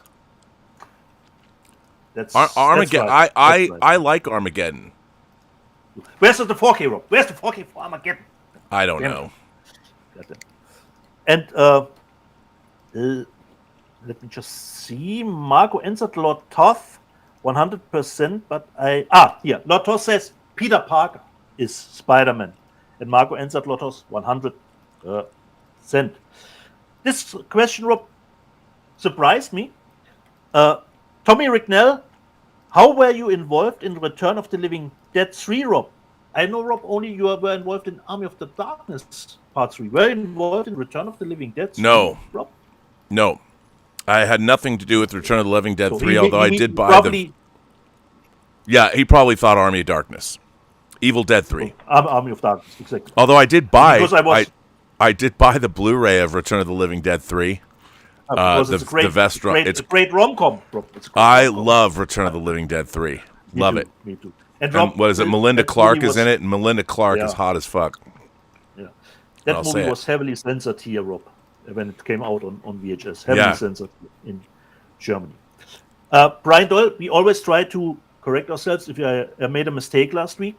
Considering I showed Italian Job, and I said to Rob 14 days ago, which has the special features, and it was the HD DVD. But Brian Doyle said, I got the 4K Steelbook edition of the Italian Job here in Ireland, and it included Blu-ray. Has all the extras on it. Why did I make the mistake? Because the back of the cover didn't say anything about the special features.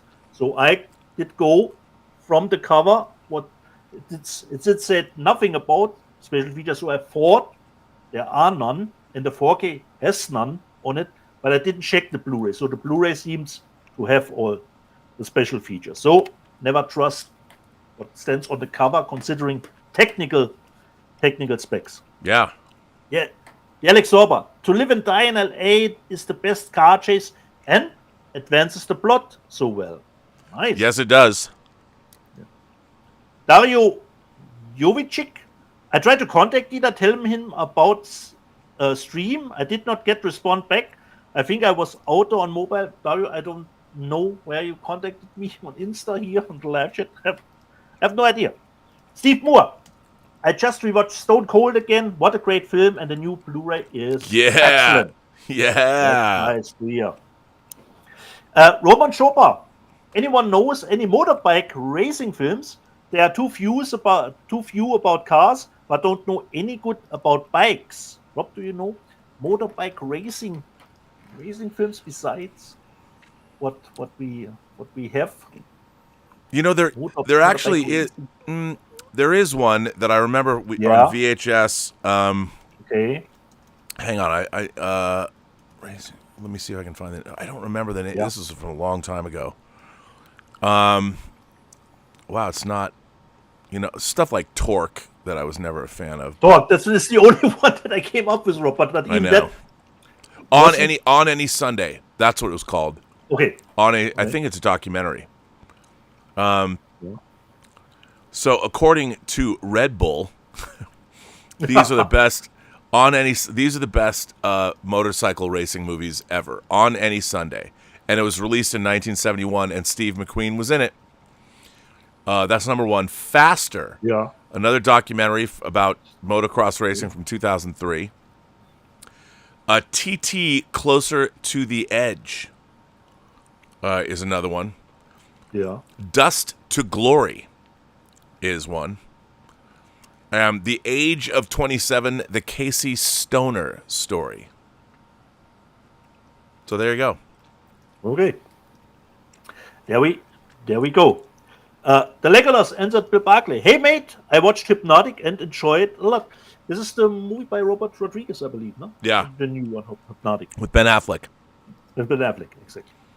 Danzig, 1979. I love this show. I come for the physical media chat and stay for Rob's rants. Never change. Never. Oh, I never will. Thomas Bartoldi. I've seen lightning take out a power pole before the entire pole cracked in half, then caught on fire, and it was hot. Rob was lucky. The pole didn't. No, it's just a woman in a Toyota. Yeah. Tom from Midnight's Edge. Those Kiss box sets are so overpriced. It's Kiss. What did you expect? Come on. Of course they are overpriced. This was a super chat that you already told us, but I made a mistake, Rob. Just wondered if you have ordered Clear and Present Danger in 4K. Rob showed it. Comes out on 6 June UK. Is it the same time for you? I was wrong, Rob, considering I thought the movie that I remember didn't look that good back in the VHS days. It was actually Patriot games, not Clear and Present Danger. No, this looks great. I just wish I could get a steelbook of it like Hunt for Red October. Yeah. Nice. Telegolas asked Will Barclay, how's Manifest? I heard it has a lot of plot holes. Oh, I don't know. Okay. Let me just say that Manifest, I think I told you, did I say it the last time that I was on the show? Yeah. That I didn't even watch. You skipped a few episodes. I skipped all of the episodes. I told Elizabeth, we were in the kitchen, and I said to Elizabeth, I go, here's how this is going to end. And I turned on Manifest, the last episode, and it ended almost exactly the way I told her. I could have told you 4 years ago that this is exactly how Manifest. But I have to say this. If you watch the first episode of Manifest, and you come to the last episode of Manifest, as if you guys have never watched Manifest ever, try this as a thought experiment. Watch the first episode of Manifest and watch the very last episode, because they're on Netflix. It's fucking hilarious. You'll be sitting there going, as a movie. You'll be sitting there going, what the fuck? It's so great. I mean, if there's any proof that my contention that Manifest is glorious gobbledygook, it is bared out by watching the first episode and the last episode, because oh my God, Manifest did not disappoint. That ending, I mean, they stuck the landing. Stuck the landing in a gorgeously stupid way, because they didn't know. You can't tell me. I don't care if our beautiful showrunner, I don't care how many interviews he gives you, they didn't have a fucking clue where that show was going to go, because where they took it was so inane and idiotic. I mean, if Kirk Cameron came out and said, I'm Jesus and you're all saved, that would not have surprised me. I'm telling you, they just or if why am I drawing a blank on his name? Jurassic Park, The Doctor, Australian, Damien. Sorry, I can't. Alan. Why am I drawing a blank on his name? Yeah. Alan, aren't you right? Come on, how come you know? Yeah, everyone in the chat, you know. Anyway, if he showed up and said, I'm Damien, I'm the devil, you're all saved, it wouldn't have surprised me. Yeah. You go. Pod Racing Palpatine. Mad Heidi. Looks right up my street. I hope so.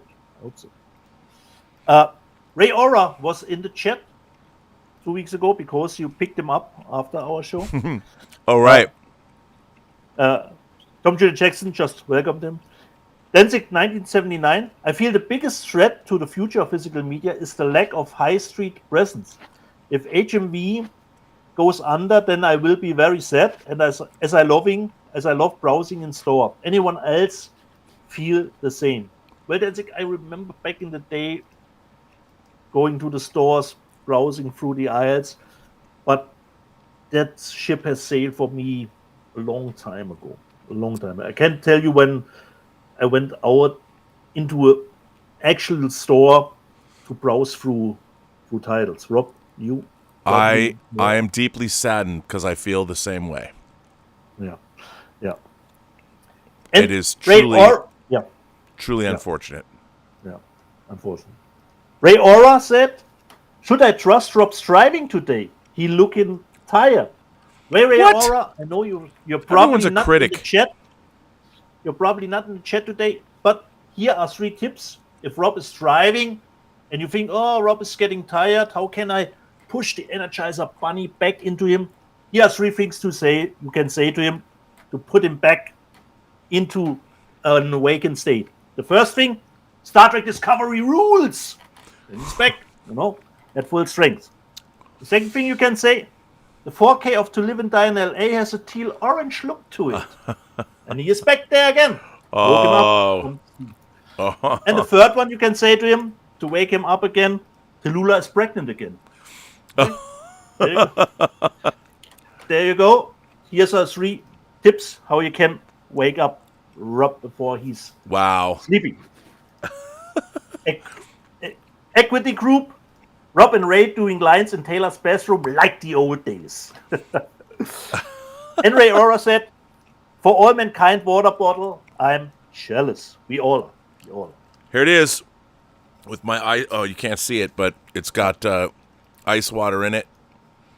It's great. And by the way, what's awesome in the summer, like it's hot here today, you can fill this thing with ice And the ice will stay here for hours and even overnight. That's great. It's great. So it's actually space worthy, Rob. Yeah. We only need Chris Gore's IKEA chair with it, when we are space worthy to travel. It's true. Dario Jovicic, I love Stone Cold movie, and Ray Ora even said Stone Cold with 3 exclamation marks. Justin Film, oh shit, they put that out on Blu-ray. Exactly, Justin Film. They put out Stone Cold on Blu-ray for the second time. What a second time. Exactly. Yeah. Adventure Square, the action in Stone Cold is hot. Exactly, it is. Danzig, 1979. Is it a biopic of Stone Cold Steve Austin? No, it is not. But it is one great action movie because Stone Cold said so. Heck yeah. Lord Toss said, I need to pick that up and watch it again. Exactly. Mr. Gonzal, 09. Stone Cold is a gem of a movie. They don't make them like this anymore. Nope. Exactly. See, I'm not alone. Yeah. You're not alone, exactly. Pete Dencart, joining a biker gang is the wisest thing that I've ever done, because who knows? When the end time comes, all that's left are biker gangs and cannibals. So you're good to go. Like in Dawn of the Dead, man. Yeah, 100%. if you're already in a biker gang. Das Blakes, how does Dieter find all those treasures? Browse through the streets of the internet, through the wild internet, You will find them. Adventure Square, I think I may have to start collecting HD DVD for extras. Like I said, Adventure Square, the Blu-ray of Italian Shop has the extras, but they didn't put it out on the cover artwork, so you don't have to buy HD DVDs for extras. Das Plagueis, I still have my Toshiba HD DVD player. Me too, and it works like a charm, as I tried it out with the Italian Shop. Tim Hens, HD DVD. What format has Dietz not owned? Betamax. I didn't own a Betamax. I didn't either. Player. And Rob, I think in Germany there was a third one. There was VHS Betamax, and I think there was a third one here in Germany. But I don't remember the name considering the tapes. I think there was a third one here. 2 Tears in a Bucket. Thank you guys for this show. It makes my week. That's always nice to know. The Alex Sorber, I returned my HD DVD attachment to my 360, Xbox 360. When Warner announced only Blu-ray for them, Best Buy took it back. Nice of them to do that. And actually, the HD DVD, Rob, was actually the add-on for the Xbox 360. I hope I don't say anything. I think it was my first HD player, because the Toshiba players weren't out, and I think the HD DVD add-on for the 360 was the first one available on the market, and it came with Peter Jackson's King Kong, I believe, as HD DVD. Therefore, Wow. Damn, HD looks great. Looks great. Was a demo disc back then. Das Plagueis, answered the Alex, still have my HD DVD for 362. Does it even still work, Das Plagueis, on the 360? I don't think it doesn't work anymore, but could be wrong. Mr. Gonzalo 9, I just got my copy of Mad Heidi on Blu-ray. Great. Hope you have a good time with it. Tim Hens, Dungeons and Dragons was so much fun. Exactly. It was. Alex Sorber, George C. Scott owns acting with Patton, Dr. Strangelove, and Exorcist 3 performances. All brilliant. Nice. And Rob, you showed last week the movie The Experts, and Junior Jangle says The Experts is a brilliant movie. Yeah, I saw it in the theater too and loved it. Great dance sequence. Wow. Nice to know. Ray Aura was in the chat room. All the collector editions with cool statues has gone to video games. Wish there were more for films and TV. Yeah, that's actually right. That's oftentimes more that video games get statues and figures with them. Speaking of quotes, Raja Sekar, considering demonetization here, Raja Sekar says, Teenage Girls Are Great, R&B 2023. A geek of one, Rob, they can never arrest you for your imagination. Oh, yes, they can. That's coming down the pike. You wait till AI can read your thoughts, man. I'm dead. I'm going to get put into the Gulag Archipelago. It's going to happen. True God. Yesterday I spent a fortune in HMV on the Blu-ray of Violent City, starring Charles Bronson, directed by Sergio Solima, and it was worth £23 or whatever it was. The film and Morricone score are awesome, nice. And of course, Rob, we forgot one announcement. Altmetall Lionsgate has announced, of course, Kill Bill on 4K. Do we do anything more? We all have our fingers crossed because we all want something specific with that release, Rob. Do we know anything already? No, look, if it's on, I would love to part with my Japanese DVD of Kill Bill Volume 1. I don't know. Right now, I'm not going to. And I'd love to get Kill Bill: The Whole Bloody Affair. We all want that one. So, don't know yet. I mean, for those of you who don't know, the Japanese DVD of Kill Bill does the House of Blue Leaves sequence is uncut. They don't change it in black and white. It's all in color, and it's far more violent. Yeah. And I love it. I love it. Especially the problem is, Rob, if you have seen the scene in that variation and you go back to the black and white, you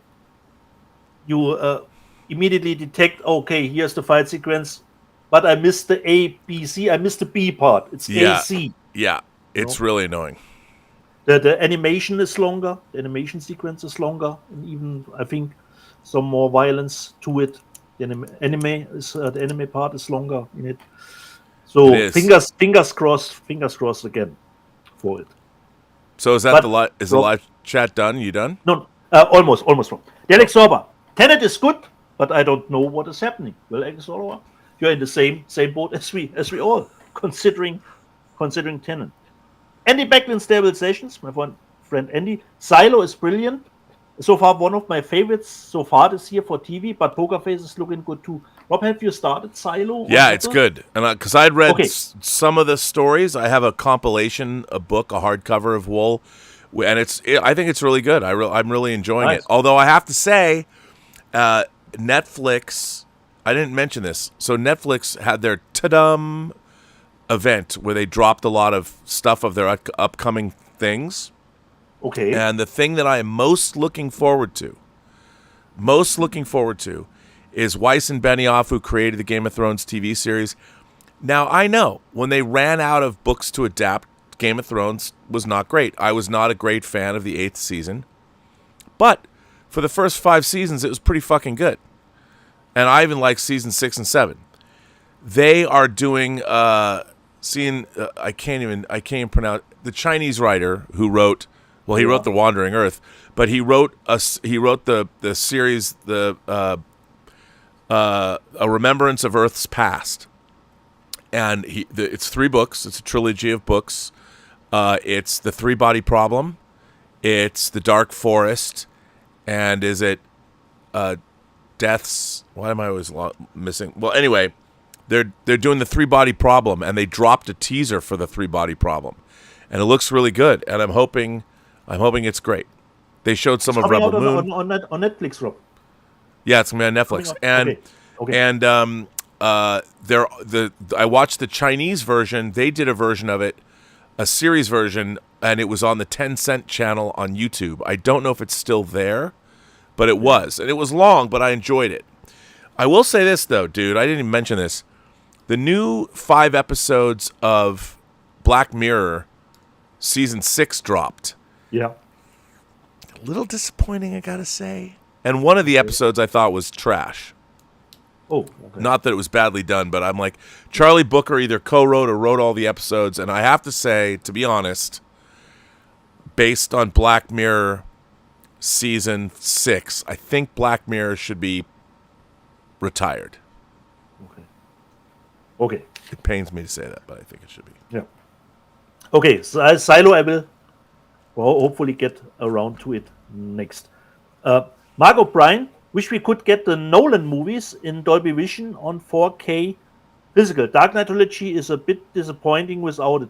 For me, Mark, especially Dark Knight was great in 4K even without now Dolby Vision, especially since the Blu-ray had that over-sharpening still they over-sharpened the normal 35mm stuff to fit it a little bit more with the IMAX. So I was really, really thankful for the 4K with or without Dolby Vision.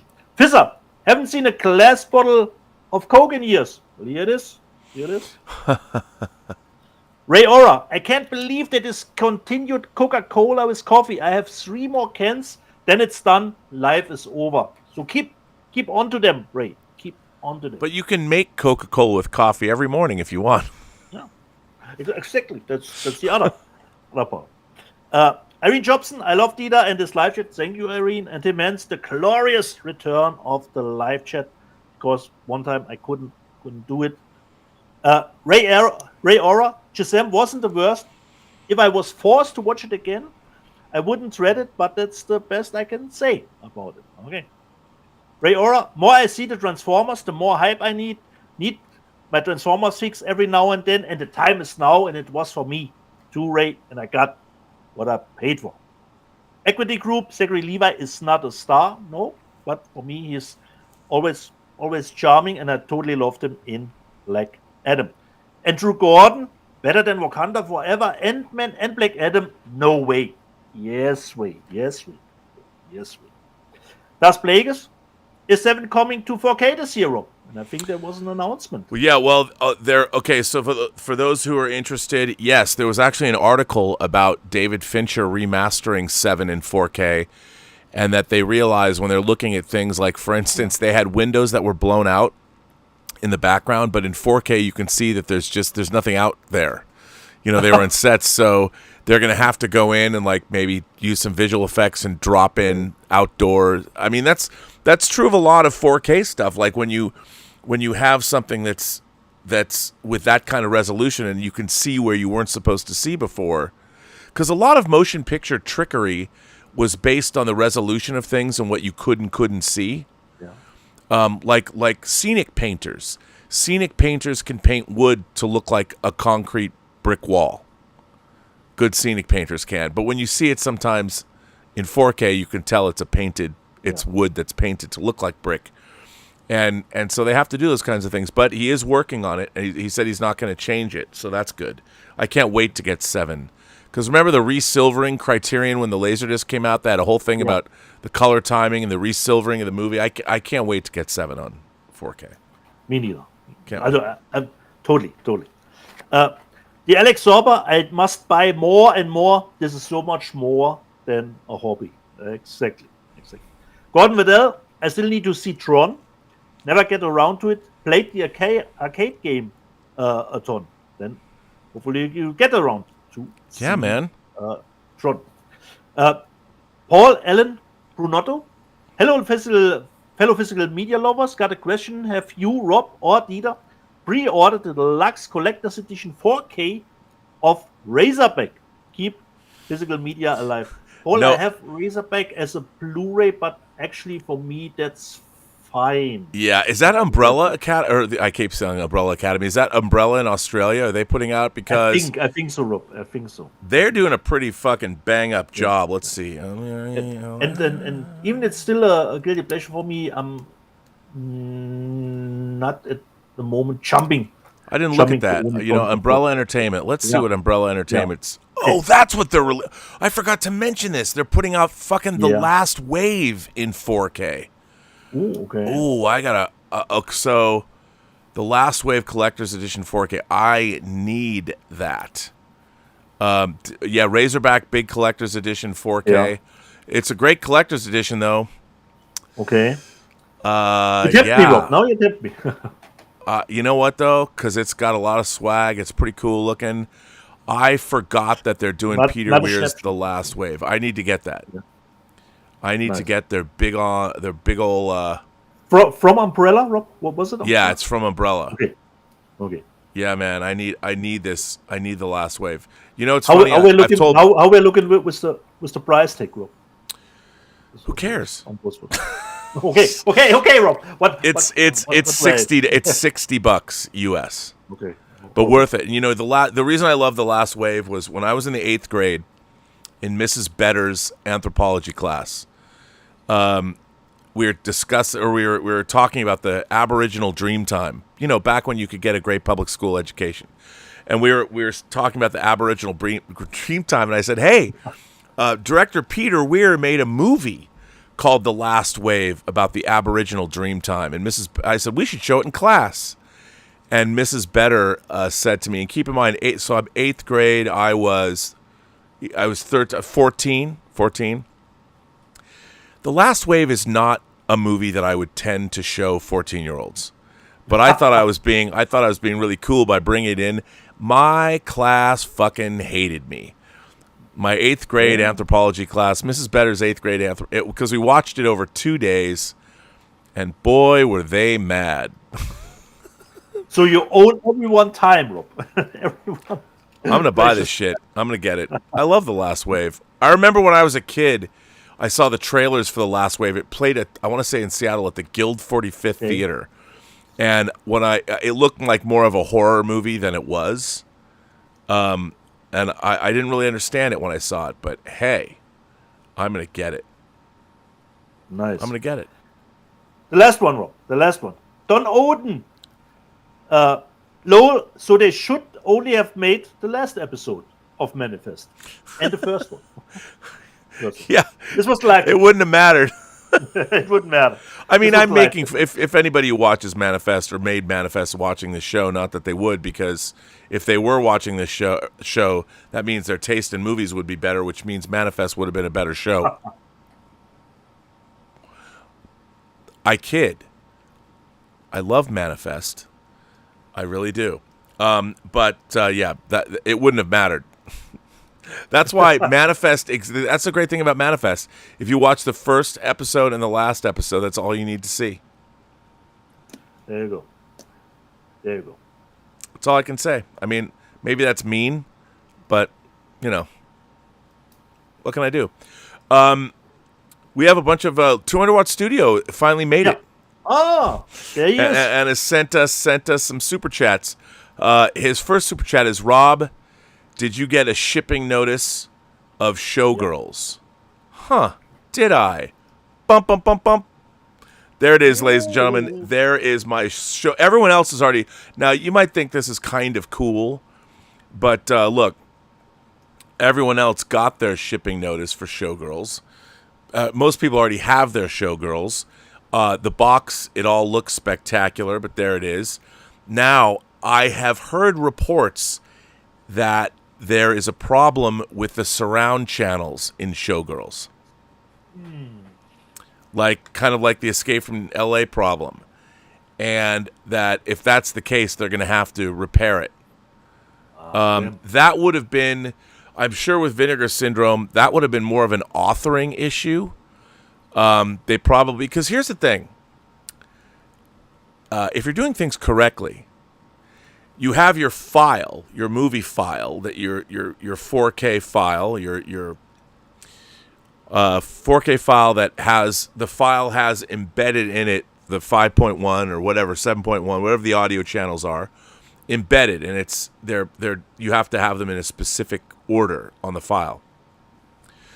So that file has to go through QC, quality control, where you have to pay for it. You have to sit down and somebody watches that file and goes through it frame by frame and makes sure everything is perfect. And once it's past QC, then you can deliver the file to the authoring facility. And if there's a problem with that file, it would have been caught in QC. So it is possible that things can go wonky in authoring, but they really shouldn't. So maybe if there is a problem, I'm not saying Vinegar Syndrome is necessarily at fault, but these things should be caught. So there shouldn't be the need, because it's very expensive to have to repress all the discs and then ship them out to people. And Vinegar Syndrome does such a great job that I don't want to have them to go through that, because that would suck. But also my set of those Polish science fiction movies are coming too, so I should get that. I just haven't got mine yet. Jeff from Films at Home reviewed it and talked about it. So I haven't watched his review, but he did a quick thing on Twitter and showed the packaging. The packaging is really clever. If you're a Showgirls fan, all the stuff in the movie is kind of reflected in the packaging. It's pretty great. Nice. So, 200 Watt Studio also says, any George Feltenstein calls in the future? Well, I'll call him. I want to bring George onto the show. He hasn't been on in a while, so I would absolutely call him. Thomas Logan says David Fincher is currently working on the 7 4K. R&B and Dieter, what is your take on Thursday's great Hollywood Reporter article on the news? A Grail 4-disc for me for sure. Well, we were talking a little bit about that, and that's what David Fincher was talking about, how he's not going to change the movie at all, but there are things that they have to go in and fix, which to me that doesn't... Touch up. I have no problem with people touching up. It's like, look, when they removed all the wires from the Martian War Machine in the 4K of War of the Worlds, that doesn't bother me, because if it was possible, the filmmakers would have done that. And I don't necessarily think that when it comes to things like seeing behind the curtain, I don't have a problem if they're going to remove it. Now, if they change the War, because the War Machine is one of the most iconic images of science fiction filmmaking when the War Machine comes out. If they change the War Machine, if they change the effect shot, I would have been pissed. But erasing because it's not just 1 or 2 wires, there's like 30 wires to lift the thing up. So that doesn't bother me. And it doesn't bother me if they're going to go add backgrounds in the windows in 7. That doesn't bother me either. Because if people are going to see them, you don't want people to go like, oh, you can see because you know what? Yeah. That's the first thing people see. They're like, oh my God, there's nothing out the window. And then I hate that. People notice that, and then I'm like, okay. So what are you going to do? So that's very cool. And then 200 Watt Studio says, personally, I will always want the theatrical audio over a remix. I agree. I would rather have the theatrical audio first and foremost, the original sound mix. And if they don't have that, that's a bummer. Or even if the sound mix is originally in mono and then they give me a stereo mix, I want the original mix as the filmmakers intended. That to me is always what I want first. So, yeah. And then Tom Jr. Jackson says, have you watched Deadlock yet, Rob? Come on, any show that starts off with 2 women being cunning linguists is going to be a good one. It's on Prime Video. I don't know that show. Me neither. I've heard of it. Yeah. Because considering Prime, I don't take Amazon Prime almost into consideration as a streaming. So I'm almost not aware that Amazon has stuff too as streaming possibilities. Yeah. 200 Watt Studio says you have to stack your audio tracks correctly. You do. What I was told is that the surround channels have an echo in them. Okay. And the reason that could happen is so when you're stacking your audio tracks, how it works is you've got your picture, and then beneath in the file that you're making, you have left and right front stereo pairs, you have the center channel, you have the low frequency channel, and then left and right surrounds on a 5.1 mix. And it could be that while you're making the file, sometimes you might slip, and even if you move one of the audio channels, if you slip it by a frame or two, you're going to create an echo in your surround channel. So that might have happened. And it might have happened after the file was QC'd. So it might have happened. So the file went through QC. You have the file, and you're like, okay. So what you end up doing is some people don't take the actual QC file. They have it at the QC place. Then the computer that it was in, they'll make the second file from that once they've got the okay, and they might accidentally slip something. That's how that stuff can happen. So we know how much audio problems we got sometimes here, considering a live show. Yeah, like us. That's right. We don't stack our audio tracks correctly. It's can be a terrible thing. So that's it, man. We are caught up. Caught up. That's it. And I think we're through. It was a big show. Showed a lot of stuff. Big show today. A lot of movies to discuss, and I hope we give every movie a little bit of a limelight here. We do. That's what we do, dude. That's what we do best. And Manifest got some sweet, sweet Manifest love, which is always important. Stone Cold got some love. Yeah. Love is all around. Love is all around. Yes, it is. My recommendation is Influencer, Rob, on Shudder. Watch it, Rob. Influencer on Shudder, okay. Only 93 minutes. And then Tom Jr. Jackson says Deadlock on Amazon. Amazon Prime. Have to think about it. Always good. So, on my end, jede Person, die du triffst, hat eine Geschichte zu erzählen, die du noch zu hören hast. Alles, was du tun musst, ist zuhören. Every person you meet has a story to tell that you have yet to hear. And all you have to do is listen. And with that, I want to thank our moderators, Lord Toth and Tom Jr. Jackson. I want to thank everybody that generously supports this channel via Super Chats, tips, and memberships. There will be a membership call next week. And, yeah. So, and look out for Lana Ewan's latest review of The Hunger. We have all the various shows in the Burnettwork, and there's going to be a lot more coming down the pike. And so that's what we got going for you, which is nice. Especially, Rob, no hard feelings this week. That's well. Why don't you tell everybody? I'm just thinking about it because Thomas Logan said he bought his tickets already. You know, then I thought, it's getting great reviews. This is J-Law, doing comedy. Everyone says it's great. That's really funny. Everyone's also saying go see it in a theater with a big audience because it's really funny. So that's good. Fingers crossed. That's why I mentioned that, Rob. It could be that I will have to cancel next week because I would love to see it in English, and I hope it could be that it only plays in English on next Sunday. And I have early shift Monday, so I couldn't do the show after I would go to the theater. But I will keep you informed. If you have to miss next week's show because you're seeing Jennifer Lawrence, I think all of us would understand. I hope so, Rob. They will do more showings in English of the movie, you know. But I will keep you informed about it.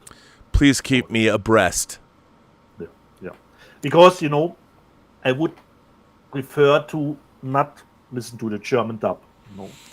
I understand. It's a little harsh, your language. A little harsh. Exactly. All right, and on that note, no hard feelings. No hard feelings. Exactly. See you next week.